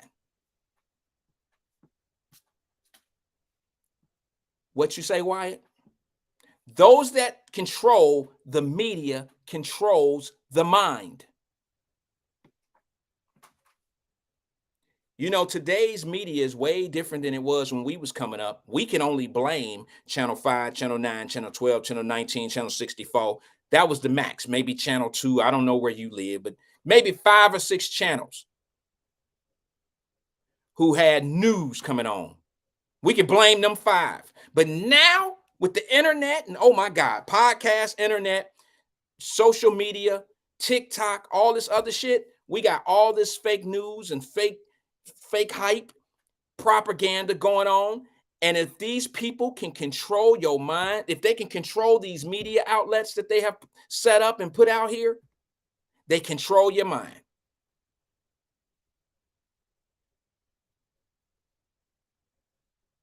Yeah. I'm going to say this to you. I'm going to tell you how I got fired from a job one time, straight out of school. I didn't want the job anyway. I just took the job because my wife wanted me to work a 9 to 5. I ain't no 9 to 5 motherfucker. You know what I'm saying? So, but she wanted me to. So that was my sacrifice. I went to school. I struggled hard, got me a gig right out of school, right out of college. Took this job. Didn't even want to be there. Hated going every day. Well, I didn't do something to sabotage myself, but I knew some shit. You know, legally, I knew what I was doing was kind of wrong, but I just pushed the envelope a little bit. And I was interviewing some people that were going to be on our staff, right? And some of my questions were inappropriate. Some of my questioning was inappropriate. And the number one question that because this was people that had to be in my office, and I was going to have to supervise them, and I was going to have to manage them, you know. So I want a certain personality around me. So I would ask questions in the interview like, what do you like to watch on TV? What do you like to read? Do you like to read novels? Do you like to read Word Up magazine? Do you like to read what is that? What is that one? The Inquiring Minds Want to Know. Yeah, you know, the one peddling magazine that had all the gossip in it and shit that used to get sued all the time. I used to ask these people when they were coming in to interview what they like to do on their free time. Now, a lot of people was like, why? That shit, you know, hey, man, you know, you can't do that. You can't ask people about their personal life. Well, it's funny. They were right. You can't do that. You really can't do that. But I did it because I felt what they do away from here, from the office, is important to me. Do I want a motherfucker coming to work every day on some gossip shit? No.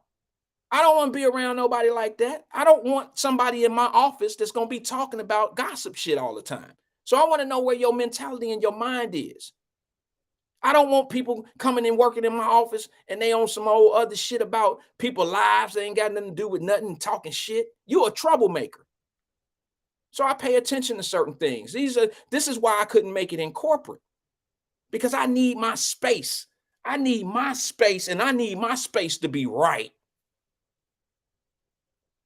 I need my shit to be right. I don't need no sidetracks. I don't need no added work. A lot of people are added work. You know, you got to deal with the shit that they like spiders. They just go out and set their own, you know, a spider can make his own web. And some people make their own web in life and they just freaking get caught up in their own web. And now I got to come out and cut them out their own web. I don't need that. So I got fired. You can't be asking those questions. Well, you know, I told you I've been fired from every job. Every job but one in my life. Call me a troublemaker. Call me whatever you want to call me. I know who I am. I know what I need for me to be successful. And if a job and the environment in that job is not if it's not giving me what I need for me to be the best me, I'm not in the right place. I will never beg someone to work for them. This is why I got a problem with people that be talking that shit about what companies need to be doing for them. No, they don't. If a company don't want to treat you right, I ain't going to sit back and beg and plead and bitch with them because they ain't doing me right. I will fucking leave. I'll find somebody that'll do me right. I got enough value at whatever I'm doing in life that a company will pay me my value. If they won't pay me my value, I'll find somebody that will, or I will create it my own way. That's how it is. So now I'm going to get back to this lady. This lady on the bus, obviously, I'm not mad at her. It's a shame that it happened, but the play is what the play is. Just like the lady in Cincinnati with the Norwood Police Department. I tried to give these people an inkling of where the money is. She shouldn't have no problem with Norwood. Norwood took you somewhere and they wiped their hands of you.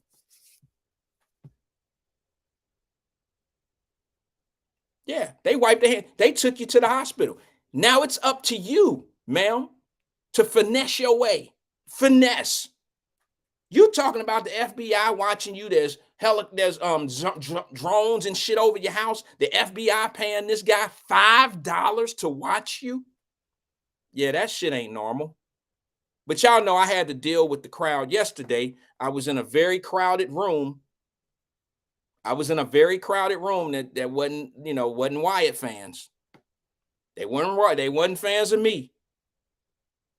They wasn't fans of me. Some of you were there. I know Angela Kinney. I don't know if she's here now, but Angela Kinney was there. I remember. Yeah, micro $5. That shit sound normal to you? If the police ask you, man, what's in your pocket? They already know something going on.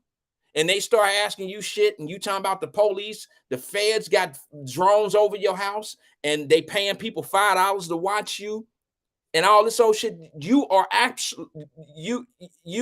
absolutely fitting into the complaint that's been filed against you, whether you see it or say it or hear it or not.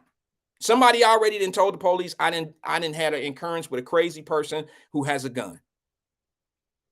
That's what was said, whether she's crazy or not. I know a little bit more about this than most people who got something to say about it. I don't have to be on the scene. I seen the video, but I also know that a 5-minute video don't tell you what happened in a 3-hour process. It don't happen. This lady had an occurrence with somebody prior to the police even showing up. Nobody knows how that occurrence was. Oh, yes, they do. Some of the chaos agents already know the fact that she had an incident with a white man and this white man did her wrong. That's all they know. She described what happened. We don't know nothing about what really happened. When the people showed up to the scene, we got the video of that, but there's no video once she gets to the hospital how the evaluation went. They're not going to have video of that. It's not allowed. So you don't know if she was able to finesse her way. Well, obviously she didn't finesse her way out of that evaluation because they kept her past the 72 hours. Nobody's asking why it was always a conspiracy theory. Every time something that could be helping this individual it could actually be helping her and she can be getting the services and the things she need. Some people see that shit as they doing her wrong. She ain't got no business in there. They did her wrong. Even some people was on here. I ain't gonna call no names, but I seen some people making comments yesterday talking about Wyatt, you tripping. I'm tripping? How am I tripping by saying we don't have all the information? You tripping. You can draw a conclusion to something without all the information. That's like trying to do a math problem and you don't have all the numbers and people expect you to get the right answer at the end. That don't even equate. You can't do that. The fuck? What are we talking about? I know what I'm dealing with here, though. I know what I'm dealing with, and I'm not going to sit there and argue with a bunch of people to see me as the enemy because I'm bringing common sense to the argument. I'm not talking hypotheticals. I don't have to make up anything. I said something about the weapons under disability yesterday, and that this lady falls under the weapons under disability for mental situations. And they said that I said she ain't had no business with no gun and she was supposed to be charged with, she ain't had no gun. She had a gun, but you can't charge her with weapons under disability because she ain't crazy. She ain't been diagnosed as being crazy. You don't really know that yet, but you just going by what she said. But here's the thing. I only brought up weapons under disability to make the point that you don't have to be a convicted felon to catch that type of charge. They have incorporated in that statute of law that you can have mental issues and not be able to carry weapons. But what happens is people have selective hearing, and they hear me say weapons under disability. Now I'm trying to give her a case. Come on now, y'all. Come on now. My biggest thing about mental health is this. I don't know too many people that have mental health issues and they actually know they have it. I'm talking about the ones out here on the street as crazy as crazy as they can be. The ones that think people are chasing them and things are happening. Schizophrenia.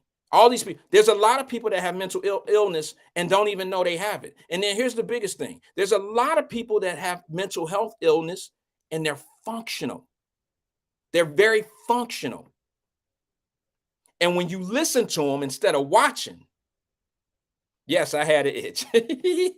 When you listen to them instead of watching, you have to listen to some things. You have to listen.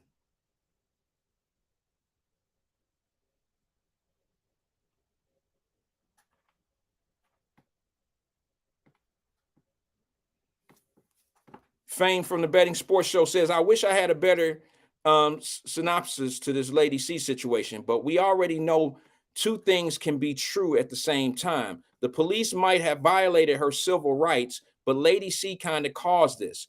Let me say this to you. Quite frankly, I don't want to jump into this because I haven't done defense work in 14 years. I'm not a defense attorney. All right. Let me just say this to you. I don't see any civil rights broken here because I don't know what the original complaint was. I don't know what the call to the police was about. I don't know that information. So I'm gonna hold off on saying that her civil rights was broken because I didn't see any violations. They took her somewhere for an evaluation and it wasn't her first time there. That's what I'll say about that. Okay. And when you look at things like probate that's already put in place, she's scheduled for probate court. There's issues here that nobody know nothing about. There's things going on that y'all just don't know anything about and you arguing. I get it. Protect the village. I get it. But sometimes protecting people is actually sitting back and just evaluating what's going on here. Just understand that people need something that you can't help them with sometimes. And hey, bro, I had this one dude. My mother had a friend. I guess he was a boyfriend.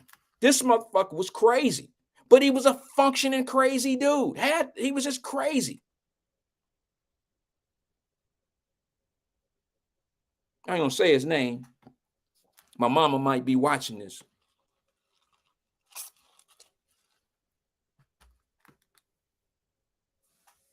And I'm just telling you, we can be our worst. I don't want to say enemy, but that chaos agent shit don't help certain situations. It don't help. Now, this lady on the bus who got drugged, she gonna turn straight chaos agent about the bus company. She ain't not one time said, this is somebody put a message on here. Why was the lady behind the curtain? Because our problem is nobody wants to be the person to say, they did it, the snitch. The snitch. Nobody wants to be the person to say, it was that kid, but they let this lady film. And then she get behind a curtain because she don't want to be identified for filming and turning over the film. So now they can probably find these kids. They gonna find these kids. But now what's the next move? What's the next move after they didn't found the kids? What punishment do the parents face? Embarrassment? You know why crime is so low in other countries? And I challenge anybody that want to throw any statistics up at me or whatever. I've lived in several countries. I've dealt with those locals of those countries. I wasn't Mr. Goodbar as a kid. And I was trying to spread some of my law homes to some of them kids over in Europe, and they wasn't going.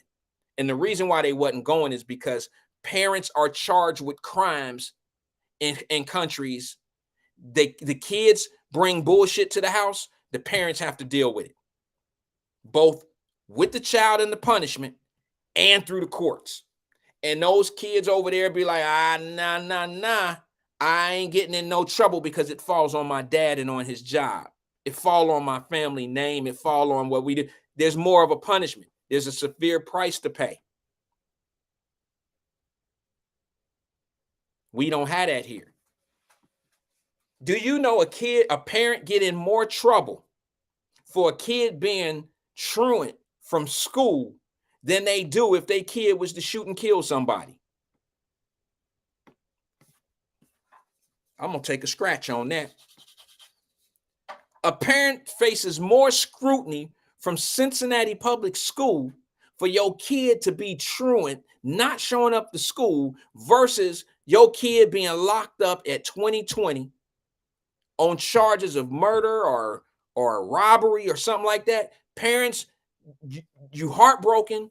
You know, you probably been bitching at your kid forever. You probably been saying this and this and that, and this is gonna happen and that won't happen if you don't straighten out.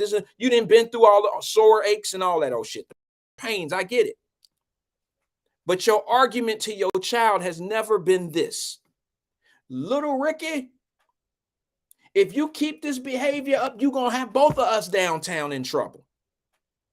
You're gonna have me locked up, and I can't afford to lose my job. You're gonna have me out here catching a case with you. And I know this is going to sound a little fucked up, but I'm going to say it anyway. That's the same parent where if little Ricky make it to the NFL, you ain't got no problem living in his east wing of his mansion. But if little Ricky grow up to be a thug and ain't shit, and he go to the cell block C, you don't have no responsibility, and you ain't going to find yourself in cell block C with him. See how it ain't balanced? All we gonna do is reap the rewards of our children, but we're not gonna be held accountable for the shit that they do if it go bad. So yeah, when chaos agents who want to try to make it sound like, well, why you want to say all that? What would you do? What's the answer? What would you do? How would you handle it? There it is right there. There it is right there. I guarantee you. It don't take that for me to be in my kids' ass about what they need to do and what I raise my children way different. And I knock on wood, anything can happen. Okay. The closer they get to 18, the closer they can get to doing something crazy. But until you 18, you're under my control. You're under my insurance. If you go out and have a car accident, that shit fall on me. But if you go out and kill somebody, that's on you. That's on you, little Earl. Lil Rand, that's on you, shit. I get you a lawyer, shit. They ain't no bond. They ain't got no bond. You murdered them up. They ain't no bond. I get you a lawyer, though. I'll find something to be mad at about this shit. I've been trying to tell you, Lil Earl. I've been trying to tell you. That's how we get. That's all it is. Now, I'm not saying it's minimum. This is an emotional breakdown of a mother or a father. Chances are there may be some type of civil case, but they ain't got nothing for the other parent. They ain't even gonna charge. They can take a civil case against you because your kid killed their kid, and you can't even pay for their kid's funeral. You don't even have that responsibility. So don't ever, no chaos agent ever ask me, well, what would you do to change it? There's my answer, damn it. If your child murders some other child, you ain't even got to pay for the funeral as a parent. You just got to be fucked up that your kid went to jail and you feel bad. Let me tell you, I'm passionate about this one because I've talked to parents who kid been killed by another kid, and they go to court. The parent that lost, and she's probably, a few of them probably watching right now. I ain't gonna say your name, I promise. We have conversations. I had one parent tell me, I went to court every day during my son's murder trial. This is the parent of the kid that got murdered. I went to court every day. I listened to the defense attorney. I heard him ask for a continuance every time. I heard that the judge was on vacation and want to get a continuance for 2 months out. Now, this is a parent that lost a child. And guess what? The parent who kid did it sitting across the courtroom on the other side. Sitting in the court, same courtroom. That parent over there crying because they kid about to go do some time. They not crying because you lost your child. They not crying because they facing some jail time for what they kid did. They crying because of the loss of their child over there and how much time they got to do. And I can't believe my child did this and blah, blah, blah. But they have no liability. They ain't even paid for this lady's kid's funeral. They not facing no jail time. So what's the incentive other than, okay, I'm going to have a productive kid? But when you have these parents that have these rodeo ass kids and doing the wild, wild west shit, they're not facing any punishment. They're not facing anything at a young age. When you have a child and you bring it home, you have all intentions of raising a great individual, I'm sure. But at some point when that kid start getting in trouble, you have never been threatened by a system that says if your kid keep breaking in cars, we're going to start charging you for what they're doing. Never. So now the teaching is different. Once they start getting in trouble, the threat is, well, they're going to end up locking you up one day, bro. They going your son, that's what you're saying to your kid. They're going to lock you up. I'm telling you how this works and blah, blah, blah. You ain't never got to hear this. A kid ain't never got to hear this. Little Ricky, man, listen, bro. We got to get our shit together because if you catch a case, I catch a case with you. I can't do this, bro. I got to go to work. We got to keep a roof over our head. There's none of that. None of that is ever in the argument. None of that is ever in the parenting, never. Now, the same parent that don't say that is the same parent saying, knock your head off. I mean, you know what I'm saying? That's the biggest threat you can give somebody is, and once I knock your heads off, I'll knock you out. I'll knock your head off.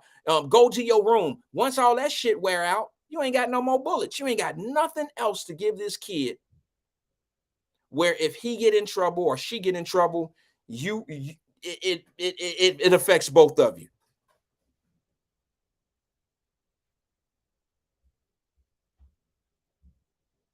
That's crazy to me. So chaos agents never ask Wyatt, what's the answer to that problem? I just told you. And it's better than what they got in place now, whether it works or not. It's better than what's in place right now. This lady on the bus, the reason why she mentioned the parents one time. Where the parents at? These kids, and she went right back to the bus company. Right back. Where the parents said, oh, by the way, the bus driver had on blue pants, and I know he wasn't in the dress code. She found everything wrong with the Metro company.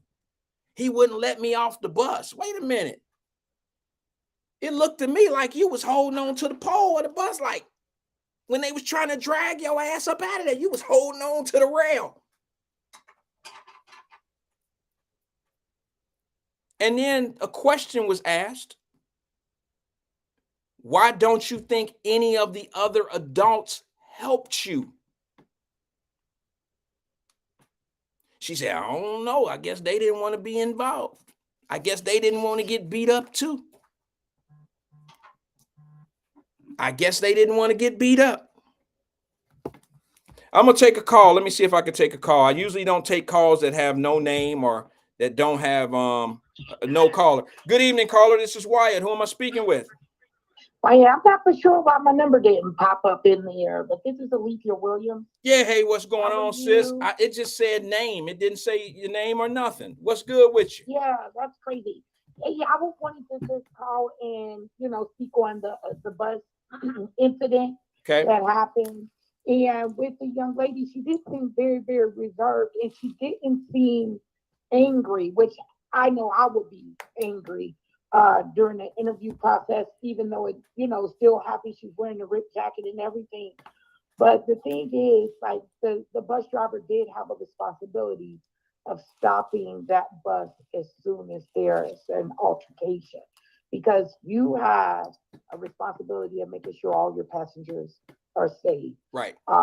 They are able to call the police or their manager, whoever they need to call, and they have to stay there, stop, and wait till somebody responds. So I believe she knows that these kids nowadays have went to a total different level of what they've been previously. So I think that wasn't her issue. Her issue was she wanted to get off the bus. She can feel when you become of age, you can feel things about to get out of control. And when she said, "Can you stop the bus?" That is a request that you are able to get off the bus when you want the next stop or whatever. Yeah. I do know hey sis, I do know, I'm sorry to interrupt you. I know one of the rules is the bus drivers cannot let you off randomly. They can't let you off in between stops.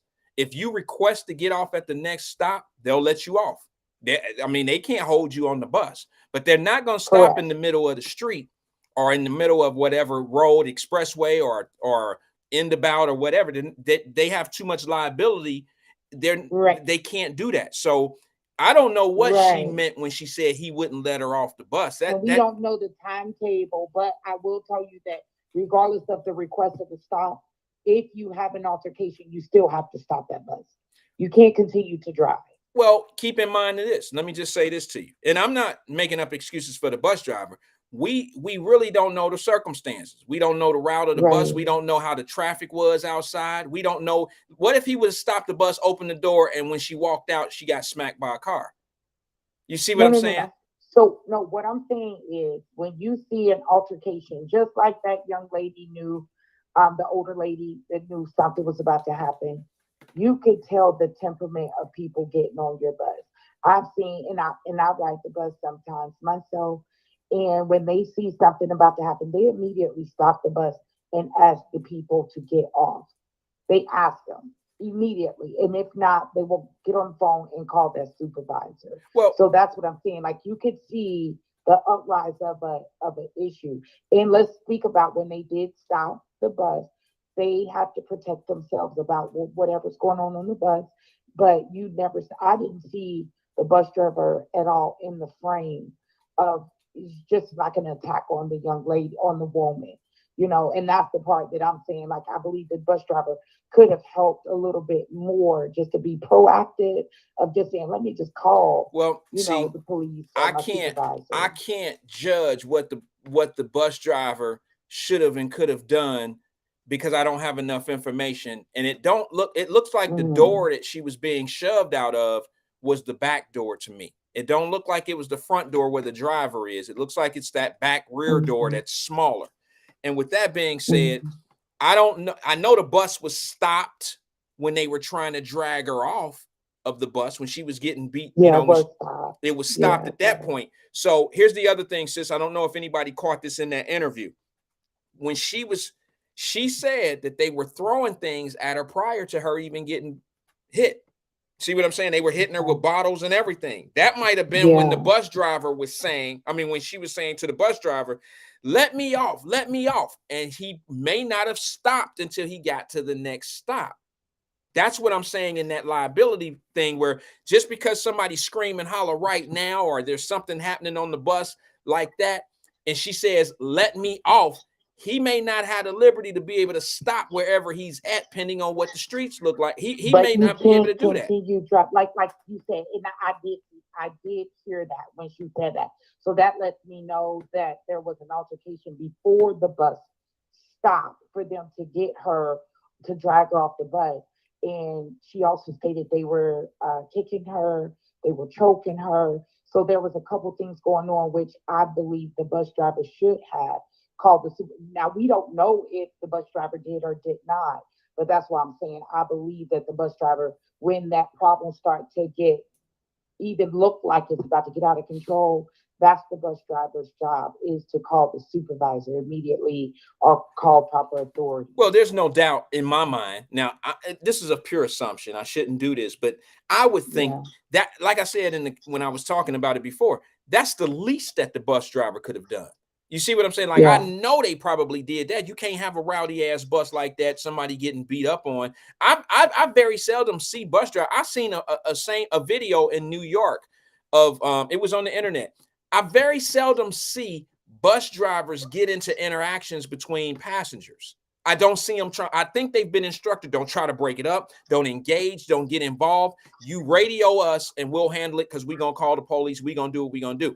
I never see bus drivers get involved in the altercations. Now, I have seen bus drivers get into it with a passenger. They get involved. That is just add. That's what I'm saying. I've seen bus drivers get into it with a passenger that didn't follow directions of the bus driver, and some of them then lost their jobs because they got into it with somebody and it got physical. I've seen that, but I've never seen a bus driver jump in between people that were fighting on the bus because I think they've been instructed not to do that. Now, I don't work for Metro, but it's kind of one of them things, sis, where I've seen enough of it where I see a consistent way of how they handle their problems. Yeah. You know what I'm saying? So yeah, I agree with you. I don't. But now let me ask you this, sis. Let me ask you this. Let me ask you this, okay, on that bus drivers thing. Why are you talking about the bus driver? Why you ain't say something about what them kids did? Well, she did. She did. I said you. I said you. She did, but you asking me. I'm saying why is what the bus driver didn't or did do the conversation from you versus what happened to the lady with the kids? I mean, I would think that you would say something more about what the kids did and what's going on with these kids and how they need to do better. Because we all know that what the kids did was wrong. And like I said, I still ride the bus myself, not because I don't have a car, but sometimes a bus transportation works out better. I got you. And I also, like, even when they had the free service for Blink this weekend, it was a lot of things going on as well on those buses. But when the bus driver have that, I guess they have to protect everybody on the bus. Right. That's why I stated that. So when you can see a conflict, what I've seen so far is that even if somebody gets on cussing, rowdy, even got headphones, like don't have their headphones attached to their phone, they make you turn your phones off. Like, it's different on the bus now. I know you probably won't ride the bus again, but it's so different now. That's why I stated about the bus. It's like more, they're on it. Like, they're not allowing you not to even be on your phone without. Right, you can't have a speaker. You can't have a speaker conversation. And then they also, Wyatt, they have police on the bus, plain clothes, police officers on the bus. You can see it, but you just have to ride regularly to know who's who. So that's why I made my statement. And yeah, what the kids did was wrong, but that's why I question it, because I do know, like, if you get on rowdy, that bus driver will immediately stop the bus. Right. And ask you to get off. And if not, they're calling that supervisor. You'll see that white Metro truck or car pull up right behind the bus, and then they will wait for the police to get there together. So they usually make sure somebody else is on scene. So that's why I questioned it. And I know it's not from here. So I guess their policy may be different. I don't know. Yeah. That's true.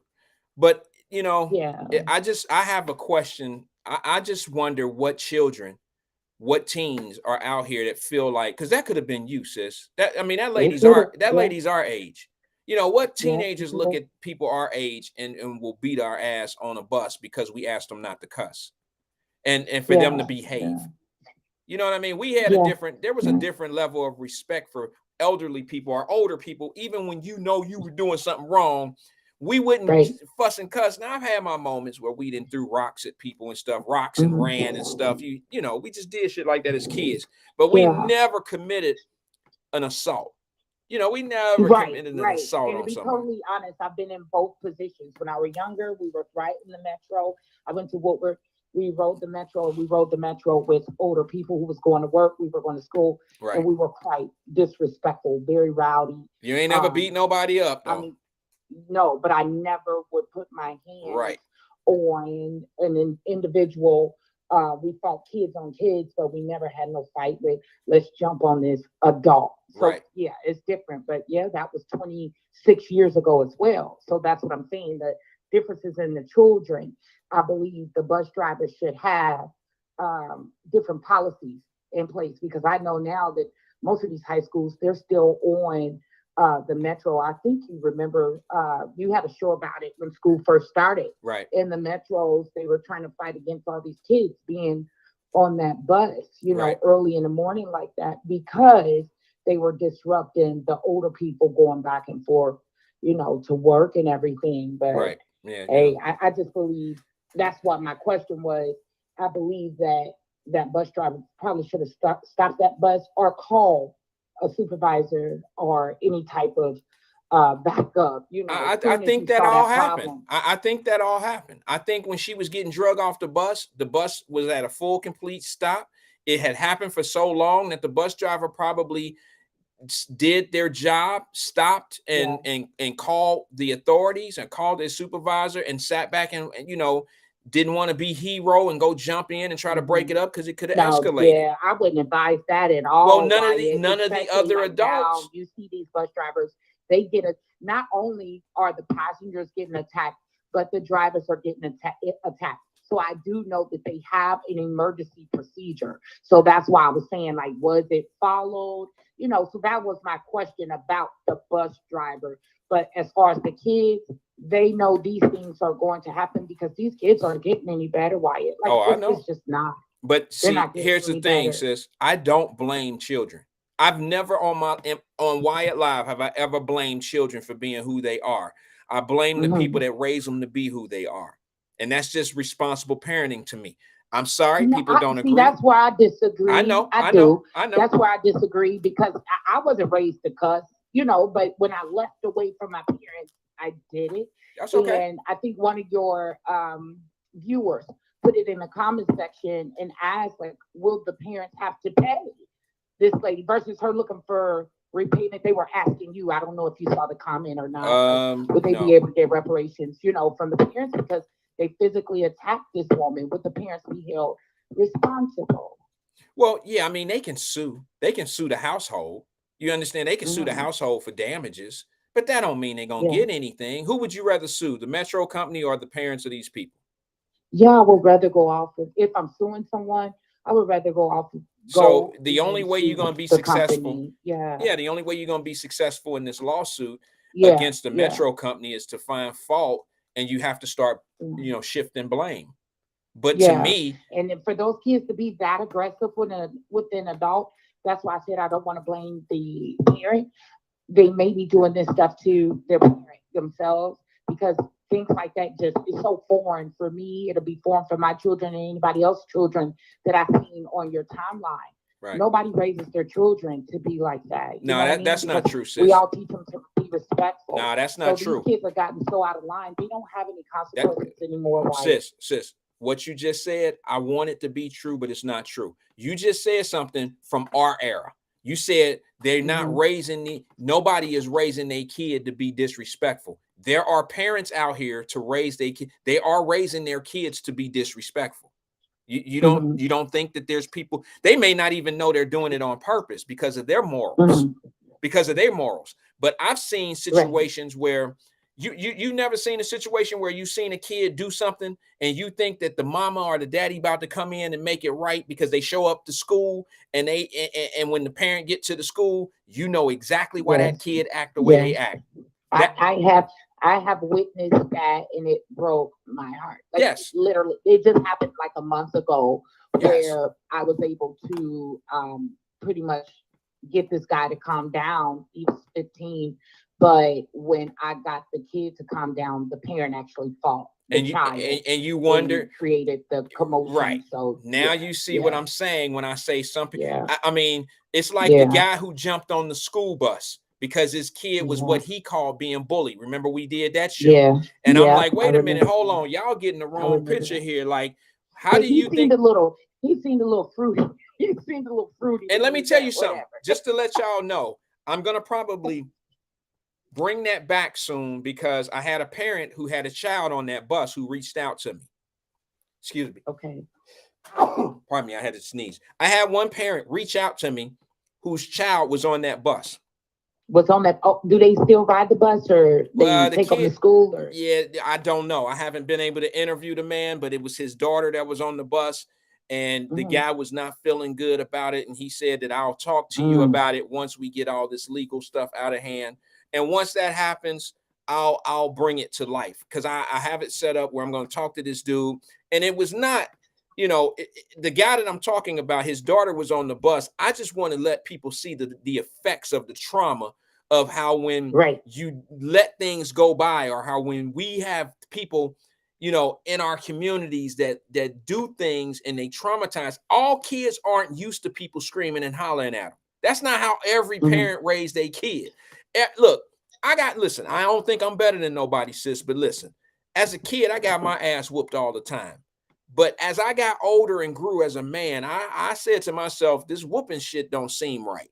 It don't seem like that's how you can get your point across, because I still did bad shit. Even though I knew I had a whooping coming, I still did it. But I have never whooped my children. And it was because I felt like I had to lay the foundation. Now, have my child ever done anything to deserve an ass whooping? Yes. But that don't mean I go to that extreme of whooping their ass.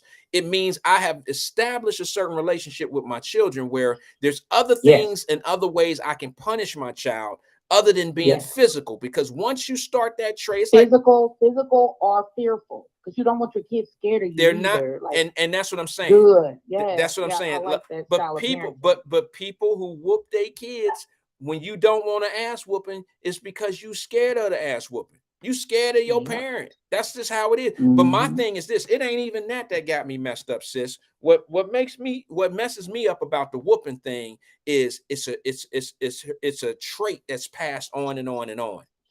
And whooping comes from disciplinating from a well-known place. And it's funny, it'd be the chaos ages, and it's the funniest shit. Most of the people that complain about things, they do the things that they complain about them. They do it the most. You know, you whooping your child like your child is a slave because they did something wrong. And I hate to say it that way, but you know it's true. You are punishing them by being physical. So if that little boy getting whoopings, it's a wonder I ain't a damn abuser. I got some ass whoopings as a kid. But somewhere down the line, I became an understanding man, a man that understood that this ain't the way to get my point across, is to be physical to a woman or to a child. I don't have to put my hands on you for you to understand right from wrong. And you know what? Soon as we get from all that physical shit, then our kids might stop fighting so much. Because I seen a situation up at a local high school, Mount Healthy. I'm gonna be honest. Mount Healthy had a situation where two kids fought. The mamas and them get up to the school trying to resolve the situation, and they asses get into a fight with all each other. See, that's what I'm saying. I can guarantee it's a whole bunch of ass whooping going on, and that's how they resolve their problems. Yep, no solution. Everybody want to fight. No solutions whatsoever. It's just violence. There's a lot of violence. Too much violence. Well, you cannot solve. On the bus. I was waiting to see. I didn't see the clip until you played it. I don't know if it's more or you shortened it or whatever. But just to see that and see the males be so physical with this woman and choking her, like nobody intervened on the bus. You know, so many people usually on the bus, but I was like, wow, either people are just not want to get involved, which in that case happened with me, where when I seen it escalate, I froze, right? Because I didn't know what to do. I didn't know what to get involved in, and you know, so I think once we're in our season, we're out of it. Back off. Right. You know, you don't want to get, because you know it's going to get to an area where you no longer can have self-control over yourself. Like you just make that decision, let me stay out. But you know, when you see that two males, I believe I saw jump on the lady that was on the bus, it just worries me that these are young men still in school. They're not even out of school yet. They're not adults. Right. And they're hands-on with the woman. That's alarming to me. I agree. And I mean, they're getting that behavior from somewhere, sis. They're getting that behavior from somewhere. Yeah. And they got to. I mean, yeah. They either getting it from their friends. And they're going to be dating daughters. They're going to be dating daughters. So you can sit back and say, oh, it's okay. Or you could get active, because these young men, they're going to have to start dating people's daughters. That's like, right. Do you want your daughter beat secretly, or, you know, because these kids are not going to come home immediately and say, oh, by the way, they choked me or kicked me, or, you know, you'll Right. just have to wait until they're tired of it for them to talk to you about it. Well, what example would I be setting to my daughters, sis, if I put my hands on her to discipline her, and then she end up with a man that's beating the shit out of her because that's how he chose to discipline her too, or that's how he chose to get his point across. I wouldn't be. You understand what I'm saying? That's not how we should deal with it. Now, I know a lot of people are like, well, you know, like I see AP. He just made a comment. Sorry, I'm doing something here. No, you're okay. AP just made a comment. Like sometimes these kids, you know, kids are built different, and sometimes they gotta feel you. Well, to me, to be honest with you, I just make them feel me a different way. Okay, that's just the bottom line. And I don't think I don't look down on parents because that whoop kids. I don't look down on it. It's just that I figure other ways to make my kids feel me. You know, but it's different for you, Wyatt. You don't raise your children as bitches, hoes. You know, you don't let them bring boys in, stay the night, or make their own curfew. And that's what this is. Some of the words that is being called to some of these young ladies, some of these young men. They're seeing men in and out of their homes. They're seeing domestic violence issues early on in life. And yeah, you're right. They're starting to act these behaviors out. So if you put that physical aspect with it, it's just going to make them even angrier. Where they're learning more behaviors of how to outpower you versus listen to you. Yeah. That I buy that, sis. All right, sis. I appreciate you calling in, giving us some input. Have a good night. You too. Okay, talk to you soon. It's Thea Williams checking in with us. Yeah, I've never really been the whooping type. I got a bunch of whoopings, but what was I gonna do? Talk to them? You know, I was already a negotiating ass little child when I was little. My mom and them used to say I used to negotiate everything. Mama, don't whoop me today. Save it. You know, I got a game tomorrow, and you know, maybe we can, you know, work this shit out some other kind of way. I was already one of them. But nah, I got enough ass whoopings from doing the things that I did. But in today's world, I feel we have a whole lot more to use against our kids. Is that fair to say? To leverage on our kids than we did when I was a kid. Shit, we didn't even have nothing. We didn't have nothing. Nobody could take my cell phone when I was a kid because we didn't have cell phones. Nobody could make me stay in my room when I was a little kid because, damn it, I didn't really have shit in my room. That was a punishment back in our day. Who remember that shit? I remember, boy, listen, I can remember a whole lot of days I had to sit at home in the Faye. Thank God my room was in the backyard, like, you know, looking outside in the back. My room faced the outside of the Faye where you looked in the woods. Some people, and nobody played out in the backyard where I lived. They played right outside my front door. So you had to go to my mama room to be able to see what was going on outside. But it was nothing worse than being on punishment as a child and couldn't go outside. Oh, I hated that shit because everybody, they'd be out there playing football and all type of shit, and I couldn't go outside. Chili and Gene and them would come knock on the door. Come on out, Rand. Come on out, bro. We about to play some football. And then shit was right outside my door, right? The field, what we call the field, right outside my door. The funniest shit ever happened was they would come knock on my door, and everybody knew when you was on punishment. Not just me. Everybody knew when somebody was on punishment. You know, because they knock on the door and your ass willingly body, and you tell them, nah, I ain't coming out. I ain't coming out today. Everybody yell, you on punishment. Yeah, I am. I am. No, I ain't. No, I ain't. No, I ain't. Yeah, you are. You on punishment. No way of hiding it because we always went outside.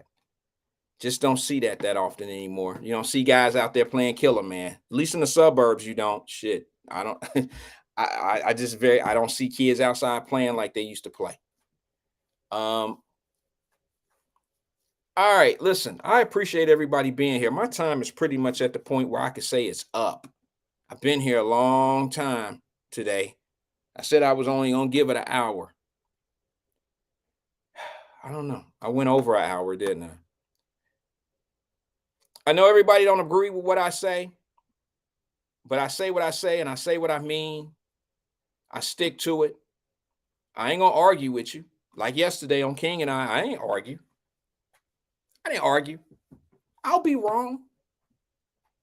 I'll be wrong to those certain mindsets. I'll be wrong. It's cool. I ain't here to be right for everybody. You either heed what I say, you take it in, and just it's an option for you to think about. It's an option for you to go. But I'm not gonna beg anybody to do it my way. My way don't work for everybody. My way is to just simply get some money. That's it. I focus on getting money and doing for my family and concentrating on making good moves. Don't forget, for my scammers and my fraudulent people out there, I'm going to warn you once again, the government is about to do something for the people, and it's going to be a lot of fraud going on out here. Please don't have us doing an expose on your ass. Please don't have us doing a show about you and how you done schemed on some damn college money that you didn't deserve. Go get your own money. Get some money. Get some money. All right. Peace and love to everybody, man. I'll talk to you soon. This is Wyatt. I'm out.